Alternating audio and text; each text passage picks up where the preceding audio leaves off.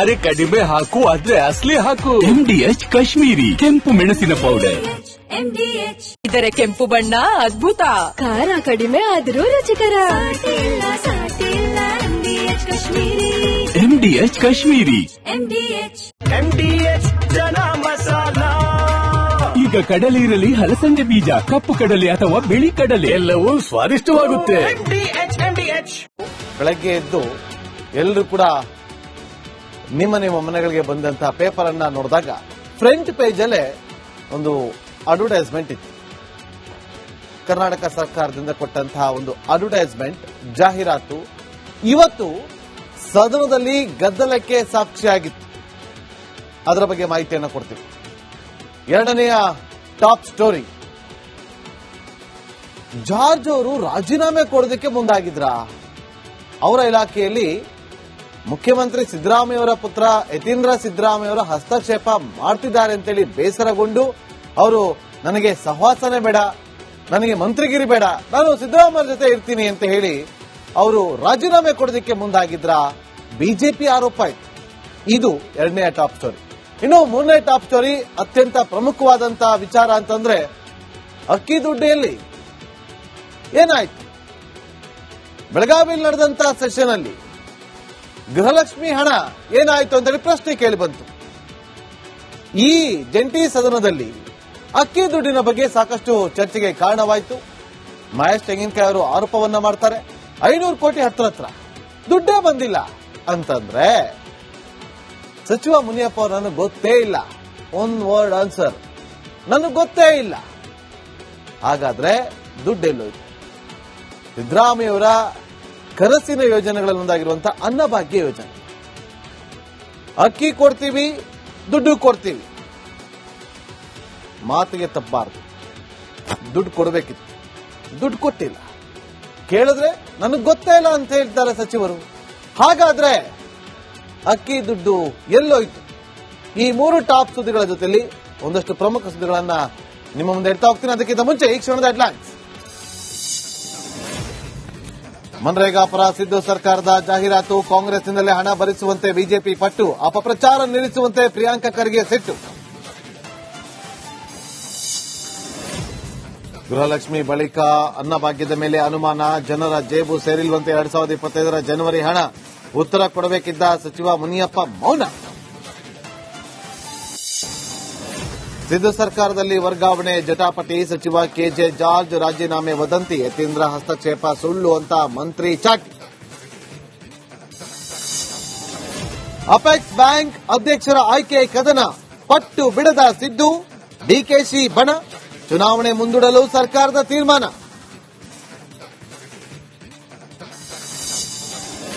ಕೇಂದ್ರದಿಂದ ಯುಜಿಸಿ ನಿಯಮ ಬದಲಾವಣೆ, ಕೊನೆಗೂ ರೂಲ್ಸ್ನಲ್ಲಿ ಅಲ್ಪ ಬದಲಾವಣೆ, ಯಥಾಸ್ಥಿತಿ ಕಾಯ್ದುಕೊಳ್ಳಲು ಸುಪ್ರೀಂ ಸೂಚನೆ.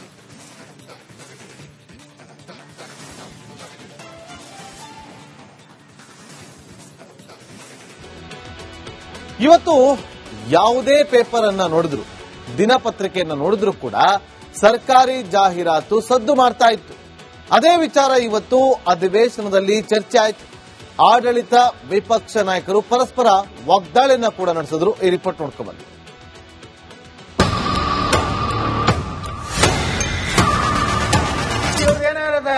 ಟೀಕೆ ಮಾಡೋದಿದ್ರೆ ತಮ್ಮ ಪಕ್ಷದಿಂದ ಕೊಡ್ಲಿ. ಅಕ್ಷಮ್ಯ ಅಪರಾಧ. ಒಂದ್ ಕಡೆ ಗಾಂಧೀಜಿಗೆ ಅವಮಾನ ಮಾಡಿದ್ದೀರಾ, ಅದಕ್ಕೆ ಉತ್ತರ ಕೊಡಕ್ಕಾಗಲ್ಲ.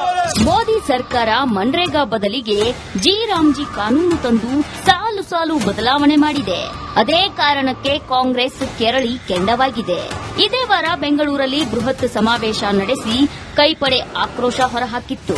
ಆದ್ರೀಗ ಸಿದ್ದು ಸರ್ಕಾರ ಹೊಸ ವಿವಾದದಲ್ಲಿ ಸಿಲುಕಿದೆ. ಜಿ ರಾಮ್ಜಿ ವಿರುದ್ಧ ಕೈ ಸರ್ಕಾರದ ಕದನ, ಜಾಹೀರಾತುಗಳಿಗೆ ಕೋಟಿ ಕೋಟಿ ಖರ್ಚು,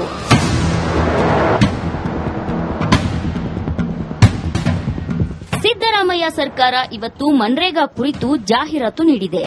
ಅದನ್ನು ಕಂಡು ವಿಪಕ್ಷ ನಾಯಕರು ಕೆರಳಿ ಕೆಂಡವಾಗಿದ್ದಾರೆ.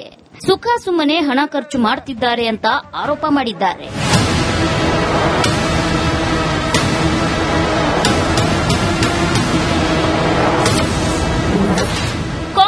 ಪಕ್ಷದಿಂದ ಜಾಹೀರಾತು ಕೊಡಿ. ಇವ್ರದ್ದೇನಾರದ ಟೀಕೆ ಮಾಡೋದಿದ್ರೆ ತಮ್ಮ ಪಕ್ಷದಿಂದ ಕೊಡ್ಲಿ, ಬಿಟ್ಟು ಇವತ್ತೇನು ಸರ್ಕಾರದಿಂದ ಇವತ್ತೇನು ಅಡ್ವರ್ಟೈಸ್ಮೆಂಟ್ ಕೊಟ್ಟಿದ್ರೆ ಗ್ರಾಮೀಣಾಭಿವೃದ್ಧಿಯಿಂದ ಆ ಹಣ ಪಾರ್ಟಿಯವರು ಕೊಟ್ಟು ಅದನ್ನ ವಾಪಸ್ ಕೇಂದ್ರ ಏನು ರಾಜ್ಯ ಸರ್ಕಾರ ಪಕ್ಕಕ್ಕೆ ತುಂಬ್ಕೋಬೇಕು. ಇಲ್ಲಾಂದ್ರೆ ಗ್ರಾಮೀಣಾಭಿವೃದ್ಧಿ ಸಚಿವರು ಇದಕ್ಕೆ ಜವಾಬ್ದಾರಿ ಅನ್ನುವಂಥದ್ದನ್ನ ತಾವು ಅವ್ರಿಗೆ ನಿರ್ದೇಶನ ಕೊಡ್ಬೇಕಂತ ನಾವು ವಿನಂತಿ ಮಾಡ್ಕೋತೀನಿ. ಕೇಂದ್ರ ಸರ್ಕಾರದ ಹಣೆ ಬರಹ ಬಿಚ್ಚಿಟ್ಟಿದ್ದೇವೆ. ಸನ್ಮಾನ್ಯ ಅಧ್ಯಕ್ಷರೇ, ನಮ್ಮ ಕಡೆ ಕನ್ನಡಿಯಾಗಿದೆ, ಅದಕ್ಕೆ ಇವರಿಗೆ ಉತ್ತರ ಕೊಡಕ್ಕಾಗಲ್ಲ. ಗಾಂಧೀಜಿಗೆ ಕಾಂಗ್ರೆಸ್ ಅಪಮಾನ ಮಾಡುತ್ತಿದೆ. ಇವರು 2,000 ಲೈಸೆನ್ಸ್ ಕೊಟ್ಟಿದ್ದಾರೆ, ಕುಡೀರಿ ಕುಡೀರಿ ಕುಡೀರಿ ಕುಡೀರಿ ಕುಡೀರಿ. ಇದಕ್ಕೆಲ್ಲ ಹಣ ಅದ ಅಡ್ವರ್ಟೈಸ್ಮೆಂಟ್ ಕೊಟ್ಟಿದ್ರೆ ಜನ ಅಟ್ಲೀಸ್ಟ್ ನೋಡಿ ಒಂದು 2% ಆದ್ರೂ ಬಿಡೋರ ನಾವು ಕುಡಿಯೋದು. ಅದು ಬಿಟ್ಬಿಟ್ಟು ನೀವು ನಿಮ್ಮ ಕಾಂಗ್ರೆಸ್ನ ಅಡ್ವರ್ಟೈಸ್ಮೆಂಟ್ ಅನ್ನ ಸರ್ಕಾರ ದುಡ್ಡಲ್ಲಿ ಕೊಟ್ಟು ಮೋಸ ಮಾಡ್ತಾ ಇದ್ದಾರೆ ಜನರ ತೆರಿಗೆ ಹಣವನ್ನ. ಇದು ಅಕ್ಷಮ್ಯ ಅಪರಾಧ. ಒಂದ್ ಕಡೆ ಗಾಂಧೀಜಿಗೆ ಅವಮಾನ ಮಾಡಿದ್ದೀರಾ, ಅವ್ರು ಹೇಳದೇ ಇರೋ ಪದಗಳನ್ನ ಹೇಳಿ ಗಾಂಧೀಜಿಗೆ ಅವಮಾನ ಮಾಡ್ತಾ ಇದ್ದೀರಾ. ಇನ್ನೊಂದ್ ಕಡೆ ಸರ್ಕಾರದ ದುಡ್ಡನ್ನ ಪೋಲ್ ಮಾಡ್ತಾ ಇದ್ದೀರಾ. ಕಾಂಗ್ರೆಸ್ ಸರ್ಕಾರದಿಂದ ತಪ್ಪು ಮಾಹಿತಿ. ಈ ಸರ್ಕಾರ ಇವತ್ತೇನು ಜಾಹೀರಾತು ಕೊಟ್ಟದೆ ಫ್ಯಾಕ್ಚುಲಿ ಇನ್ಕರೆಕ್ಟ್ ಇದೆ. ಈ ಉದಾಹರಣೆಗೆ ಹೇಳೋದಾದ್ರೆ ಮನ್ರೇಗಾದಲ್ಲಿ ದೇಶದ ಎಲ್ಲ ಹಳ್ಳಿಗಳಲ್ಲೂ ಕೆಲಸ ಮಾಡಬಹುದಾಯಿತು, ಈಗ ಹೇಗೆ ಅಂತ ಬರ್ತದೆ. ಈಗ ಆಗಿಲ್ಲ. ಯಾವ ಹಳ್ಳಿಯಲ್ಲಿ ಏನ್ ಕೆಲಸ ಆಗಬೇಕು ಕೇಂದ್ರ ಸರ್ಕಾರ ನಿರ್ಧಾರ ಮಾಡ್ತದೆ. ಈ ರೀತಿ ತಪ್ಪು ಮಾಹಿತಿಗಳನ್ನ ಇದ್ರಲ್ಲಿ ಕೊಟ್ಟಿದ್ದಾರೆ. ಈಗಲೂ ಕೂಡ ಕೇಂದ್ರ ಸರ್ಕಾರ ಹೇಳಿರುವಂತದ್ದು ಯಾವುದೇ ತೀರ್ಮಾನವೂ ಕೂಡ ಗ್ರಾಮ ಸಭೆಗಳಲ್ಲಿ ಗ್ರಾಮ ಪಂಚಾಯತಿಯಲ್ಲಿ ತೀರ್ಮಾನ ಆಗಬೇಕು ಅನ್ನೋದೇ ಅಲ್ಲೂ ಕೇಂದ್ರ ಸರ್ಕಾರ ಕಾಯ್ದೆಯಲ್ಲಿ ಬಂದಿರುವಂತದ್ದು. ಸಿದ್ದರಾಮಯ್ಯ ಸರ್ಕಾರ ಭರ್ಜರಿ ಜಾಹೀರಾತು ಕೊಟ್ಟಿದ್ದು ವಿಪಕ್ಷ ನಾಯಕರ ಕಣ್ಣು ಕೆಂಪಗಾಗಿಸಿದೆ. ಆದರೂ ಸರ್ಕಾರ ಕ್ಯಾರೆ ಎನ್ನುತ್ತಿಲ್ಲ. News desk republic Kannada. ಏನಿದು ಮನ್ರೇಗಾ ವರ್ಸಸ್ ವಿಬಿಜಿ ರಾಮ್ಜಿ ಅನ್ನುವ ವಿಚಾರವನ್ನ ನಾವು ಒಂದೊಂದಾಗಿ ಗಮನಿಸೋಗೋಣ. ನೋಡಿ, ಇಲ್ಲಿ ಏನ್ ಬದಲಾವಣೆ ಆಗಿದೆ ಅಂತೇಳಿ ನಾವು ಈಗ ಗಮನಿಸೋಣ. ಮನ್ರೇಗಾದಲ್ಲಿ ಕುಟುಂಬಕ್ಕೆ ವರ್ಷಕ್ಕೆ 100 ದಿನ ಸಿಗ್ತಾ ಇತ್ತು. 100 ದಿನ ಸಿಗ್ತಾ ಇತ್ತು ಎಲ್ಲಿ ಮನ್ರೇಗಾದಲ್ಲಿ. ಆದ್ರೆ ವಿಬಿಜಿ ರಾಮ್ಜಿಯಲ್ಲಿ 125 ದಿನ ಕೆಲಸ ಸಿಗುತ್ತೆ. ಅಲ್ಲಿ 100 ದಿನ, ಈ ಕಡೆ 125 ದಿನ. ಬದಲಾವಣೆ ನೋಡಿ ಎಷ್ಟು ಚೇಂಜಸ್ ಇದೆ ಅಂತೇಳಿ. ಇನ್ನು ಮುಂಚೆ ಒಂದು ದಿನದ ಕೂಲಿ 174 ರೂಪಾಯಿ ಕೊಡ್ತಾ ಇದ್ರು. ವಿಬಿಜಿ ರಾಮ್ಜಿ ಆದ್ಮೇಲೆ 375 ರೂಪಾಯಿ ಸಿಗುತ್ತೆ. ಸ್ವಲ್ಪ ಯೋಚನೆ ಮಾಡಿ, 174 ರೂಪಾಯಿ ಕೊಡ್ಬೇಕಾದ್ರೆ ಯಾರಾದ್ರೂ ಬರ್ತಾರ? ಅದಕ್ಕಿಂತ ನಿಮ್ಗೆ 200 ರೂಪಾಯಿ ಜಾಸ್ತಿ ಸಿಗುತ್ತೆ ಅಂದ್ರೆ 10 ಜನರು ಬರಲ್ಲ ಅಂತಂದ್ರೆ ಅದ್ರಲ್ಲಿ 5 ಜನ ಆದ್ರೂ ಬರ್ತಾರೆ. 200 ರೂಪಾಯಿ ಜಾಸ್ತಿ ಸಿಗುತ್ತೆ, ಹೋಗೋಣ ಅಂತೇಳಿ. ಮತ್ತೆ 100 ದಿನ ಮುಂಚೆ ಇದ್ದಿದ್ದು ಈಗ 125 ದಿನ. ಕೇಂದ್ರ ಮತ್ತು ರಾಜ್ಯದ ಪಾಲು ಮುಂಚೆ ಮನ್ರೇಗಾದಲ್ಲಿ ಎಷ್ಟಿತ್ತು ಅಂತಂದ್ರೆ 90-10 ಅಂದ್ರೆ 90:10 ಅಂತೇಳಿ. ಈಗ ಚೇಂಜಸ್ ಮಾಡಿದೆ. ಕೇಂದ್ರದಿಂದ 60% ಕೊಡ್ತೀವಿ, ರಾಜ್ಯ ಸರ್ಕಾರ 40% ಪಾಲು ಕೊಡಿ. ಮುಂಚೆ ಜಾಬ್ ಕಾರ್ಡ್ ಬೇಕೇ ಬೇಕು, ಆದ್ರೆ ಈಗ ಅತ್ಯಾಧುನಿಕ ಉದ್ಯೋಗ ಖಾತ್ರಿ ಕಾರ್ಡ್ ಸಿಗುತ್ತೆ. ಆ ಮುಂಚೆ ಕೊಡ್ತಾ ಇದ್ದಂತ ಜಾಬ್ ಕಾರ್ಡ್ ನ ಅವಧಿ ಏನಿತ್ತು ಅಂತಂದ್ರೆ 5 ವರ್ಷ ಆಯಿತು. ಈಗ ಅದನ್ನ ಕಡಿಮೆ ಮಾಡಿದ್ದಾರೆ. ಜಾಬ್ ಕಾರ್ಡ್ ಅವಧಿ 3 ವರ್ಷಕ್ಕೆ ಇಳಿಸಲಾಗಿದೆ. ನಿರುದ್ಯೋಗ ಭತ್ಯೆ ಕೇಂದ್ರ ಮತ್ತು ರಾಜ್ಯದ ಪಾಲು ರಾಜ್ಯ ಮಾತ್ರ. ನೋಡಿ, ನಿರುದ್ಯೋಗ ಭತ್ಯೆ ಕೇಂದ್ರ ಮತ್ತು ರಾಜ್ಯದ ಪಾಲು ಎರಡು ಕಡೆ ಇತ್ತು. ಮತ್ತೊಂದು ಕಡೆ ರಾಜ್ಯದ ಪಾಲು ಎಷ್ಟಿತ್ತು ಅಂದ್ರೆ ನಿರುದ್ಯೋಗ ಭತ್ಯೆ ಕೊಡಬೇಕು ಅಂತ ಈಗ ವಿಬಿಜಿ ರಾಮ್ಜಿನಾಗ ಹೇಳಿರೋದು. 100 ದಿನ ಕಾಮಗಾರಿಗೆ ಆದ್ಯತೆ ಕೊಡಲಾಗ್ತಾ ಇತ್ತು ಮುಂಚೆ ವರ್ಷದಲ್ಲಿ. ಈಗ ಕೃಷಿ ಚಟುವಟಿಕೆಯ ವೇಳೆ 60 ದಿನ ಕೆಲಸವನ್ನ ಸ್ಥಗಿತಗೊಳಿಸಲಾಗಿದೆ. ಕಾರ್ಮಿಕರು ಕೃಷಿ ಕೆಲಸಕ್ಕೆ ಹೋಗಬೇಕು ಅಂತಂದ್ರೆ ಸಿಗ್ತಾ ಇರಲಿಲ್ಲ. ನಾವು ಕೃಷಿ ಕೆಲಸ ಮಾಡ್ತೀವಿ ಅಂದ್ರೆ ಅದಕ್ಕೆ ಸಿಗ್ತಾ ಇಲ್ಲ, ಅದ್ರಲ್ಲಿ ಅವಕಾಶ ಇರಲಿಲ್ಲ ಮನ್ರೇಗಾದಲ್ಲಿ. ಆದ್ರೆ ವಿಬಿಜಿ ರಾಮ್ಜಿನಲ್ಲಿ ಕೃಷಿ ಕೆಲಸಕ್ಕೆ ಕಾರ್ಮಿಕರು ಬಂದೇ ಬರ್ತಾರೆ ಅನ್ನುವ ವಿಶ್ವಾಸ ಇದೆ. ಇನ್ನು ಮುಂಚೆ ಈ ಮನ್ರೇಗಾದಲ್ಲಿ ಬರಬೇಕು ಅಂದ್ರೆ ಬಯೋಮೆಟ್ರಿಕ್ ಇರ್ತಿರ್ಲಿಲ್ಲ.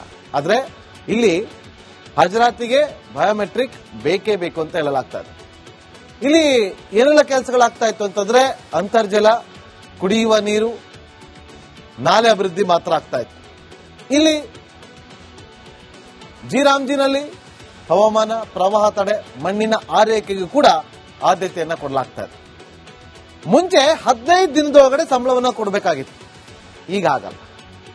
ಒಂದು ವಾರದ ಒಳಗಡೆ, ವಾರದ ಸಂಬಳ, ದಿನಕೂಲಿ ಅಲ್ಲ, ವಾರದ ಸಂಬಳ ಕೊಡ್ಲೇಬೇಕು. ಇಲ್ಲಿ ಮುಂಚೆ ಮನ್ರೇಗಾದಲ್ಲಿ ಗ್ರಾಮ ಪಂಚಾಯಿತಿ ಮೇಲುಸ್ತುವಾರಿಯನ್ನ ವಹಿಸ್ತಾ ಇತ್ತು. ಆದ್ರೆ ಈಗ PM ಗತಿಶಕ್ತಿಯ ಮೇಲುಸ್ತುವಾರಿಯನ್ನ ವಹಿಸಬೇಕಾಗತ್ತೆ. ಇದಿಷ್ಟು ಚೇಂಜಸ್ ಆಗಿದೆ. ಜನ ಮನ್ರೇಗಾಗೆ ಮನೆ ಹಾಕ್ತಿದ್ರ, ಎಷ್ಟರ ಮಟ್ಟಿಗೆ ಹಾಕ್ತಾ ಇದ್ರು, ಈಗ VBG ರಾಮ್ಜಿ ಮಾಡಿದ್ದಾರೆ. ಇದಕ್ಕೆ ಎಷ್ಟು ಜನ ಮುಂದೆ ಬರ್ತಾರೆ ಇಲ್ಲಿ ಕೆಲಸವನ್ನ ಮಾಡೋದಕ್ಕೆ ಅನ್ನೋದನ್ನ ಕಾದು ನೋಡಬೇಕಾಗಿದೆ. ಮುಂದಿನ ಸುದ್ದಿ ಗಮನಕ್ಕೆ. ಬೆಳಗಾವಿ ಚಳಿಗಾಲದ ಅಧಿವೇಶನದ ವೇಳೆ ಗೃಹಲಕ್ಷ್ಮಿ ಹಣದ ಬಗ್ಗೆ ಚರ್ಚೆ ಆಗಿತ್ತು. ಜಮೆ ಆಗದಂತ ಹಣ ಎಲ್ಲಿ ಹೋಯಿತು ಅಂತ ವಿಪಕ್ಷಗಳು ಪ್ರಶ್ನೆಯ ಮೇಲೆ ಪ್ರಶ್ನೆಯನ್ನ ಮಾಡ್ತಾ ಇತ್ತು. ಇದೀಗ ಅಂಥದ್ದೇ ವಿವಾದ ಮುನ್ನೆಲೆಗೆ ಬಂದಿದೆ. ಏನಂತೀರಾ ಈ ರಿಪೋರ್ಟ್ ನೋಡಿ.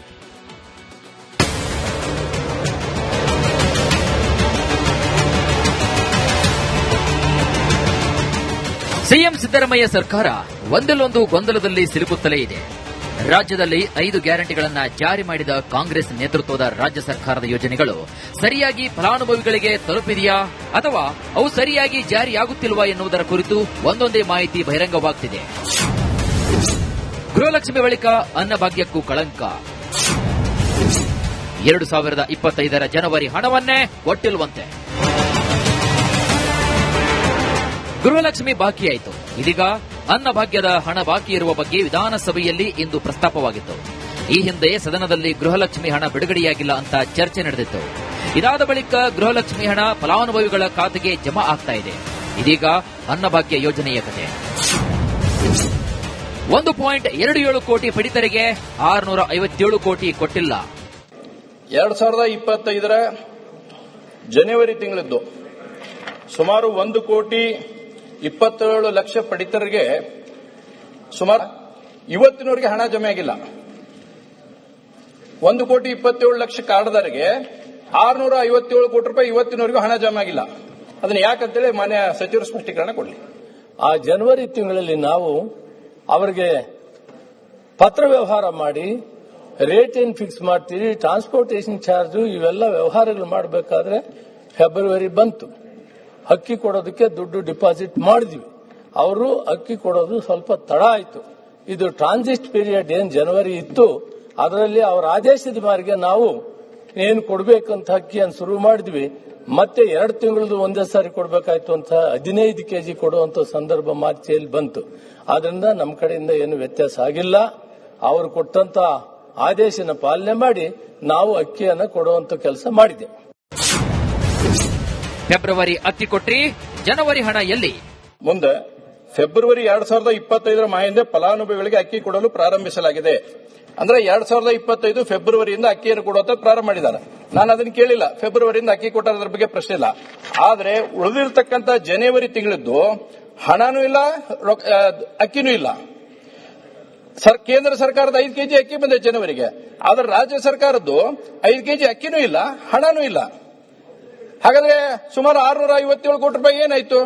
ಆ ಕಾಲದಲ್ಲಿ ಹಣ ನಾವು ಖರ್ಚು ಮಾಡಿಲ್ಲ, ಹಣ ಎಲ್ಲಿ ಹೋಗಿಲ್ಲ, ಫೈನಾನ್ಸ್ ಡಿಪಾರ್ಟ್ಮೆಂಟ್ ಹಣನೂ ತೆಗೆದುಕೊಂಡಿಲ್ಲ.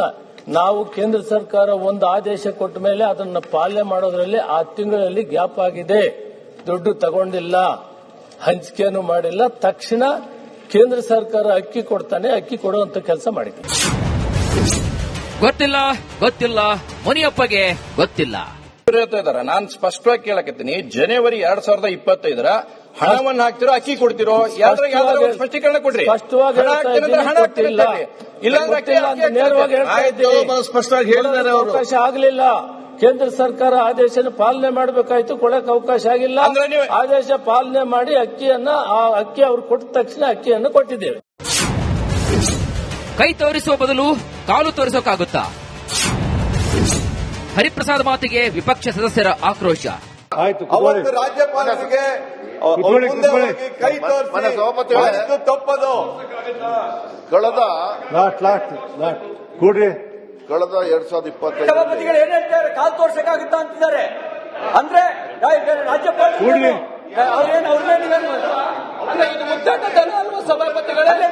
ಅಂದ್ರೆ ಏನ್ ಮಾಡಿ ಏನ್ ತಿಳ್ಕೊಂಡಿದ್ದಾರೆ ಅವರು? ಏನ್ರಿ ನೀವು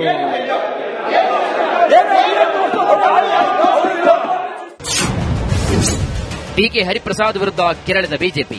ಎಲ್ಲಿ ನೋಡಿದ್ದಾರೆ ತಲೆ ಹಿಡಿದಿರೋದು? ಒಂದ್ ನಿಮಿಷ. ಏನು ಇಷ್ಟೊಂದು ಅದ್ರ ಬಗ್ಗೆ ಒಂದ್ ನಿಮಿಷ. ಅಸಂವಿಧಾನಿಕ ಪದಗಳನ್ನು ಇಲ್ಲಿ ಬಳಸಿ ಒಂದ್ ನಿಮಿಷ. ಏನು ತಿಳ್ಕೊಂಡಿದ್ದಾರೆ ಇವರು? ಈಗ ಸದನವಾಗಿ ಇದು ಸದನವಾಗಿ ಇದೆಯಾ? ನೀವು ಅವರನ್ನ ಸಸ್ಪೆಂಡ್ ಮಾಡಬೇಕು. ಅದು ಬಿಟ್ಟು ನಾವು ಯಾವುದನ್ನು ಒಪ್ಪೋದಿಲ್ಲ. ಯಾರಿಗಾದ್ರೂ ನೋವಾಗಿದ್ರೆ ವಿಷಾದ ವ್ಯಕ್ತಪಡಿಸುವೆ. ಆ ವಿಚಾರದಲ್ಲಿ ಯಾರಿಗಾದ್ರೂ ನೋವಾಗಿದ್ರೆ ವಿಷಾದ ವ್ಯಕ್ತಪಡಿಸಿದ್ದೀನಿ ಅಂತ ಹೇಳಿ. ಯಾರಿಗಾದ್ರೂ ನೋವು ಬೇಡ, ವಿಷಾದ ವ್ಯಕ್ತಪಡಿಸಿ ಅಂತ ಹೇಳಿ. ಅದೇ ಯಾರಿಗಾದ್ರೂ ನೋವಾಗಿದ್ರೆ, ಇಲ್ಲಾಂದ್ರೆ ಅದು ಬೇರೆ ಬೇರೆ ನೋವಾದಲ್ಲೇ ಕೊಟ್ಟಾರ ಅವರು. ಅಧಿವೇಶನದಲ್ಲಿ ಇವತ್ತು ಜೋರು ಜಗಳ ನಡೆಯಿತು. ಇದರ ಮಧ್ಯೆ ಸರ್ಕಾರ 2025 ಜನವರಿಯ ಅಕ್ಕಿಯೂ ಕೂಡ ಕೊಟ್ಟಿಲ್ಲ, ಹಣವೂ ಕೂಡ ನೀಡಿಲ್ಲ. ಈ ಗೊಂದಲಕ್ಕೆ ಸರ್ಕಾರ ತೆರೆ ಎಳೆಯಬೇಕಾಗಿದೆ. Bureau report, republic Kannada. ರಾಜ್ಯ ರಾಜಕಾರಣದಲ್ಲಿ ಇವತ್ತು ಒಂದು ಸುದ್ದಿ ಸಂಚಲನವನ್ನ ಮೂಡಿಸಿತ್ತು. ಸಚಿವ ಕೆಜೆ ಜಾರ್ಜ್ ರಾಜೀನಾಮೆ ನೀಡಿಬಿಟ್ರು, ಅದಕ್ಕೆ ಸಿಎಂ ಪುತ್ರ ಯತೀಂದ್ರ ಕಾರಣ ಅಂತ ವದಂತಿ ಹಬ್ಬಿತ್ತು. ಎಷ್ಟಕ್ಕೂ ಅಸಲಿಯತ್ತೇನು ಬನ್ನಿ ನೋಡೋಣ.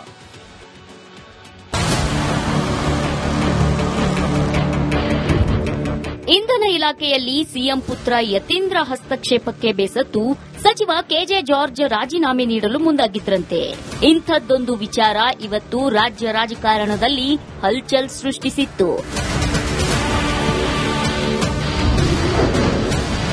ಸಚಿವ ಕೆಜೆ ಜಾರ್ಜ್ ರಾಜೀನಾಮೆ ವದಂತಿ. ಯತೀಂದ್ರ ಹಸ್ತಕ್ಷೇಪಕ್ಕೆ ಇಂಧನ ಮಂತ್ರಿ ಬೇಸತ್ರ.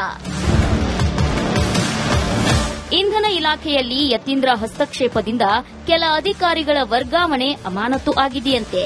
ಇದೇ ಕಾರಣಕ್ಕೆ ಸರ್ಕಾರದೊಳಗೆ ತೀವ್ರ ಅಸಮಾಧಾನಕ್ಕೆ ಕಾರಣವಾಗಿತ್ತು.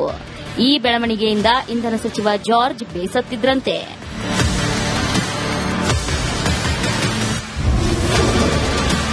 ಇಂಧನ ಸಚಿವನಾಗಿ ನನ್ನ ಮಾತಿಗೆ ಬೆಲೆ ಇಲ್ಲ, ತೀವ್ರ ಅಸಮಾಧಾನ ವ್ಯಕ್ತಪಡಿಸಿದ್ದ ಜಾರ್ಜ್. ಇಂಧನ ಇಲಾಖೆಯ ಕೆಲ ಅಧಿಕಾರಿಗಳ ವರ್ಗಾವಣೆಗೆ ಸಂಬಂಧಿಸಿದಂತೆ ಸಿಎಂ ಕಚೇರಿಯಿಂದ ಆದೇಶ ಹೊರಡಿಸಲಾಗಿತ್ತು. ಇದೇ ವೇಳೆ ಕೆಲವು ಅಧಿಕಾರಿಗಳನ್ನ ಅಮಾನತುಗೊಳಿಸುವ ಬಗ್ಗೆ ಕ್ರಮ ಕೈಗೊಳ್ಳಲಾಗಿತ್ತು. ಈ ಬೆಳವಣಿಗೆಗಳಿಂದ ಕೆಜೆ ಜಾರ್ಜ್ ಅಸಮಾಧಾನಗೊಂಡಿದ್ರಂತೆ. ಜಾರ್ಜ್ ಅವರು ರಾಜೀನಾಮೆ ಕೊಟ್ಟಿದ್ದಾರೆ. ಸಿಎಂ ಅವರ ಹಸ್ತಕ್ಷೇಪ ಜಾಸ್ತಿ, ಸಿಎಂ ಅವರ ಮಗನ ಹಸ್ತಕ್ಷೇಪ ಆಗಿದ್ರಿಂದ ಜಾರ್ಜ್ ರಾಜೀನಾಮೆ ಕೊಟ್ಟಿದ್ದಾರೆ ಅಂತ ಸದನದಲ್ಲೇ ಇದ್ದಾರೆ. ಸ್ಪಷ್ಟ ಮಾಡಲಿ. ನಿಮ್ದು ಬೇರೆ ಒಂದ್ ಸೆಕೆಂಡ್ ಜಾರ್ಜ್, ನೀವು ಇದು ಲಿಖಿತ ನನ್ನ ಆರೋಪ ಮಾಡಲಿಲ್ಲ, ಹೌದಾ ಅಂತ ಕೇಳಿ. ಸದನದಲ್ಲಿ ಪ್ರಶ್ನೆ ಮಾಡಿದ ಸುನಿಲ್ ಕುಮಾರ್, ನೋ ವೇ, ನಾನು ರಾಜೀನಾಮೆ ಕೊಟ್ಟಿಲ್ಲ. ಅವರು ಟಿವಿಯಲ್ಲಿ ನೋಡಿದ್ದಾರೆ ಅಂತ ಹೇಳಿದ್ದಾರೆ. ನಾನೇನಾದ್ರೂ ಟಿವಿಯಲ್ಲಿ ಹೇಳಿದಿನ? ನಾನು ಯಾವುದೇ ರಾಜೀನಾಮೆ ಪ್ರಶ್ನೆ ಉದ್ಭವಿಸೋದಿಲ್ಲ, ಆ ತರ ಏನಿಲ್ಲ. ಸಂಪೂರ್ಣವಾದ ನಂಬಿಕೆ ನಮ್ಮ ಮುಖ್ಯಮಂತ್ರಿ ಮೇಲೆ ನಮಗಿದೆ, ಗೊತ್ತಾಯ್ತಲ್ಲ. ನಿನ್ನೆ ಸಮೇತ ನಮ್ಮ ಸಿಎಲ್ಪಿ ಮೀಟಿಂಗ್ ಇತ್ತು. ನೀವು ಯಾವ್ದಕ್ಕೆ ಕೇಳ್ಬಿಟ್ಟು ನನಗೆ ಗೊತ್ತಿಲ್ಲದ ವಿಚಾರ ಬೇಕು ಸರ್, ಅದಕ್ಕೆ ಕೇಳ್ತಾ ಇರೋದು. ನೀವು ನಮಗೆ ಬೇಕು, ಸತ್ಯಕ್ಕೆ ದೂರ. ಹಸ್ತಕ್ಷೇಪದ ಆರೋಪವನ್ನು ಮಾಡಿದ್ದಾರೆ ಸರ್. ಸುಳ್ಳು ಆರೋಪ. ಜಾರ್ಜು ರಾಜೀನಾಮೆ ಕೊಟ್ಟಿಲ್ಲ. ಹಸ್ತಕ್ಷೇಪದ ಆರೋಪವನ್ನು ಮಾಡಿದ್ದಾರೆ ಸರ್. ಸುಳ್ಳು ಆರೋಪ. ಜಾರ್ಜು ರಾಜೀನಾಮೆ ಕೊಟ್ಟಿಲ್ಲ. ನನ್ನ ರಾಜೀನಾಮೆ ಸುಳ್ಳು ಎಂದು ಹೇಳುವ ಮೂಲಕ ಎಲ್ಲ ಊಹಾಪೋಹಗಳಿಗೆ ಜಾರ್ಜ್ ತೆರೆ ಎಳೆದಿದ್ದಾರೆ. ಈ ಸ್ಪಷ್ಟನೆಯೊಂದಿಗೆ ಸದ್ಯಕ್ಕೆ ಜಾರ್ಜ್ ರಾಜೀನಾಮೆ ವದಂತಿಗೆ ತೆರೆ ಬಿದ್ದಂತಾಗಿದ್ದು, ಬಿಜೆಪಿ ನಾಯಕರ ಕುತೂಹಲ ತಣ್ಣಗಾಗಿದೆ. News desk, republic Kannada. ರಾಜಕೀಯದಲ್ಲಿ ಯಾವಾಗ ಏನ್ ಬೇಕಾದ್ರೂ ಆಗುತ್ತೆ ಅನ್ನೋ ವಿಚಾರಗಳನ್ನು ಸಾಕಷ್ಟು ಬಾರಿ ಗಮನಿಸಿದ್ವಿ. ಕೆಲವೊಮ್ಮೆ ರಾಜಕೀಯದಲ್ಲಿ ಕೆಲವೊಂದು ಸುಳ್ಳು ನಿಜ ಆಗುತ್ತೆ, ಕೆಲವೊಂದು ನಿಜ ಸುಳ್ಳು ಕೂಡ ಆಗುತ್ತೆ. ಜಾರ್ಜ್ ಅವರು ರಾಜೀನಾಮೆ ಕೊಡೋದಕ್ಕೆ ಮುಂದಾಗಿದ್ರ, ತಗೊಳ್ಳಿ ರಾಜೀನಾಮೆ ಅಂತ ಕೊಟ್ಟಿದ್ರ, ಅದ್ರ ಬಗ್ಗೆ ಸುಳ್ಳು ಅಂತ ಅವರೇ ಹೇಳ್ತಾರೆ. ಆದ್ರೆ ಬಿಜೆಪಿಯವರು ಗಟ್ಟಿ ಧ್ವನಿಯಿಂದ ಹೇಳ್ತಿದ್ದಾರೆ, ಹೋಗಿ ಜಾರ್ಜ್ ಅವರು ಅಲ್ಲಿ ರಾಜೀನಾಮೆ ಕೊಟ್ಟಿದ್ರು ಅಂತೇಳಿ. ಕಾರಣ ಕೂಡ ಹೇಳಿದ್ರು ಅವರು, ಇಂಧನ ಇಲಾಖೆಯ ಕೆಲ ಅಧಿಕಾರಿಗಳ ವರ್ಗಾವಣೆ ವಿಚಾರದಲ್ಲಿ. ಅದೊಂದು ಜಿಲ್ಲೆಯ ಒಬ್ಬ ಎಸಿ ವರ್ಗಾವಣೆ ವಿಚಾರದಲ್ಲಿ ಸಾಕಷ್ಟು ಮನಸ್ತಾಪ ಆಗಿತ್ತು ಅಂತ ಬಿಜೆಪಿಯವರು ಹೇಳ್ತಾರೆ. ಒಬ್ಬ ಎಸಿ ವರ್ಗಾವಣೆ ವಿಚಾರವಾಗಿ ಮನಸ್ತಾಪ ಆಗಿತ್ತು. ವರ್ಗಾವಣೆ ಆಗಿದ್ರು ಕೂಡ ಅವರು ಬೇರೆ ಕಡೆಗೆ ಹೋಗಿ ರಿಪೋರ್ಟ್ ಮಾಡ್ಕೊಂಡಿರ್ಲಿಲ್ಲ, ಅಲ್ಲೇ ಇದ್ರು. ಆ ವರ್ಗಾವಣೆ ಆಗಿದ್ದು ಸಿಎಂ ಕಚೇರಿಯಿಂದಲೇ ಆದೇಶ ಬಂದಿತ್ತು. ಕೆಲ ಅಧಿಕಾರಿಗಳನ್ನ ಅಮಾನತುಗೊಳಿಸುವ ಬಗ್ಗೆ ಕೂಡ ಕ್ರಮವನ್ನ ಜರುಗಿಸಲಾಗಿತ್ತು. ಈ ಬೆಳವಣಿಗೆಗಳಿಂದ ಜಾರ್ಜ್ ಅವರು ಅಸಮಾಧಾನಗೊಂಡಿದ್ರ ಅನ್ನುವ ಪ್ರಶ್ನೆಯನ್ನ ಬಿಜೆಪಿಯವರು ಮಾಡ್ತಿದ್ದಾರೆ. ಮಂತ್ರಿ ಆಗಿದ್ದೀನಿ ನಾನು, ನನ್ನ ಮಾತಿಗೆ ಬೆಲೆನೇ ಇಲ್ವಾ ಅಂತ ಜಾರ್ಜ್ ಅವರು ಹೇಳಿದ್ರಂತೆ. ನನ್ನ ಇಲಾಖೆಗೆ ಸಂಬಂಧಪಟ್ಟಂತ ಕೆಲ ಅಧಿಕಾರಿಗಳನ್ನ ವರ್ಗಾವಣೆ ಮಾಡಬೇಡಿ ಅಂದ್ರೂ ಕೂಡ ಮಾಡ್ತೀರಿ, ವರ್ಗಾವಣೆ ಮಾಡಿ ಅಂದ್ರೂ ಮಾಡೋದಿಲ್ಲ, ಅಮಾನತು ಬೇಡ ಅಂದ್ರೂ ಮಾಡ್ತಿದ್ದೀರಿ, ಅಮಾನತು ಮಾಡಿ ಅಂದ್ರೂ ಮಾಡ್ತಾ ಇಲ್ಲ. ಈ ತರದ ಒಂದು ವಿಚಾರವನ್ನ ಪ್ರಸ್ತಾಪ ಮಾಡಿ ನನಗೆ ಒಂದು ಮರ್ಯಾದೆನೇ ಇಲ್ವಾ, ನಾನ್ಯಾಕೆ ಈ ಸರ್ಕಾರದಲ್ಲಿ ಇರಬೇಕು ಅಂತೇಳಿ ಪ್ರಶ್ನೆಯನ್ನ ಮಾಡಿದ್ರಂತೆ. ಸಿಎಂ ಸಿದ್ದರಾಮಯ್ಯ ಹೋಗ್ಬಿಟ್ಟು ರಾಜೀನಾಮೆ ಪತ್ರ ಕೊಟ್ರಂತೆ, ತಗೊಳ್ಳಿ, ನನಗೆ ಮರ್ಯಾದೆನೇ ಇಲ್ಲ, ಇಲ್ಲಿ ನನ್ನ ಮಾತಿಗೆ ಬೆಲೆನೇ ಇಲ್ಲ, ನಾನು ಹೋಗ್ತೀನಿ, ನಿಮ್ ಜೊತೆಗೆ ಇರ್ತೀನಿ ಸಾಹೇಬ್ರೆ, ಸರ್ಕಾರದಲ್ಲಿ ಇರೋದಿಲ್ಲ, ಬೇಕಾದ್ರೆ ನಿಮ್ ಜೊತೆ ಇರ್ತೀನಿ ಅಂತ ಹೇಳಿದ್ರಂತೆ. ಇದರಿಂದ ಬೇಸರಗೊಂಡಿದ್ದಂತ ಜಾರ್ಜ್ ಅವರು ಕ್ಯಾಬಿನೆಟ್ ಮೀಟಿಂಗ್ ಕೂಡ ಅಬ್ಸೆಂಟ್ ಆಗಿದ್ರಂತೆ. ಈ ಸೀರಿಯಸ್ನೆಸ್ ಗೊತ್ತಾಗಿ ಸಿಎಂ ಆಪ್ತರು ಮಧ್ಯಪ್ರವೇಶವನ್ನ ಮಾಡ್ತಾರೆ. ಕಾನೂನು ಸಲಹೆಗಾರರಾಗಿರುವಂತಹ ಎಸ್ ಪೊನ್ನಣ್ಣ ಅವರ ಮೂಲಕ ಜಾರ್ಜ್ ಅವರ ಜೊತೆ ಸಂಧಾನ ಕೆಲಸ ಆಗತ್ತಂತೆ, ಅವರನ್ನ ಮನವೊಲಿಸುವಂತ ಪ್ರಯತ್ನಗಳಾಗತ್ತೆ. ಜಾರ್ಜ್ ಅವರ ಮನವೊಲಿಸೋದ್ರಲ್ಲಿ ಎಸ್ ಪೊನ್ನಣ್ಣ ಅವರು ಯಶಸ್ವಿ ಕೂಡ ಆಗಿದ್ರಂತೆ. ಅದಾದ ಮೇಲೆ ಅಧಿಕಾರಿಯೊಬ್ಬರಿಗೆ ಅಮಾನತು ಆದೇಶ ಇತ್ತಲ್ಲ, ಅದನ್ನ ವಾಪಸ್ ತಗೊಂಡ್ರಂತೆ. ಆಯ್ತು, ನೀವು ರಿಸಿಗ್ನೇಷನ್ ವಾಪಸ್ ತಗೊಳ್ಳಿ, ನಾನು ತಗೋತೀನಿ, ಅಮಾನತನ್ನ ರದ್ದು ಮಾಡಿ ವಾಪಸ್ ತಗೊಳ್ಳಿ ಅಂತ ಇವರು ಡಿಮ್ಯಾಂಡ್ ಮಾಡಿದ್ರಂತೆ. ಅದು ವಾಪಸ್ ತಗೊಂಡ್ರಂತೆ. ಸೊ ಸರ್ಕಾರದ ಒಳಗಿನ ಬಿಕ್ಕಟ್ಟು ಆ ಕ್ಷಣಕ್ಕೆ ತಾತ್ಕಾಲಿಕವಾಗಿ ಶಮನ ಆಯಿತು. ಹೀಗೆ ರಾಜೀನಾಮೆಯ ಬಗ್ಗೆ ಊಹಾಪೋಹಗಳು ಹಬ್ಬಿತ್ತು. ಇದನ್ನೇ ಇವತ್ತು ಬಿಜೆಪಿ ವಿಪಕ್ಷ ಸದನದಲ್ಲಿ ಪ್ರಸ್ತಾಪ ಮಾಡ್ತು. ಜಾರ್ಜ್ ಅವರು ರಾಜೀನಾಮೆ ಕೊಡೋದಕ್ಕೆ ಹೋಗಿದ್ರು, ಇದಕ್ಕೆಲ್ಲ ಕಾರಣ ಸಿದ್ದರಾಮಯ್ಯ ಅವರ ಪುತ್ರ ಯತೀಂದ್ರ ಸಿದ್ದರಾಮಯ್ಯ ಅವರ ಹಸ್ತಕ್ಷೇಪ ಅಂತೇಳಿ. ಆದ್ರೆ ವೆಲ್ಕಮ್ ಬ್ಯಾಕ್. ಮಾಜಿ ಸಂಸದ LR ಶಿವರಾಮೇಗೌಡ ಅವರದ್ದು ಎನ್ನಲಾದ ಆಡಿಯೋ ವೈರಲ್ ಆಗಿದೆ. ಇದರಲ್ಲಿ ಕುಮಾರಸ್ವಾಮಿ ಟಿಕೆಟ್ ನೀಡಿ ಮೋಸ ಮಾಡಿದ್ರು ಅಂತ ಆರೋಪ ಮಾಡಿದ್ರು ಅಂತ ಹೇಳಲಾಗಿತ್ತು. ಅಲ್ಲದೆ ದಿವಂಗತ ನಟ ಅಂಬರೀಶ್ ಬಗ್ಗೆ ಕೂಡ ಕೆಟ್ಟದಾಗಿ ಮಾತಾಡಿದ್ದಾರೆ ಅಂತ ಹೇಳಲಾಗ್ತಾ ಇದೆ.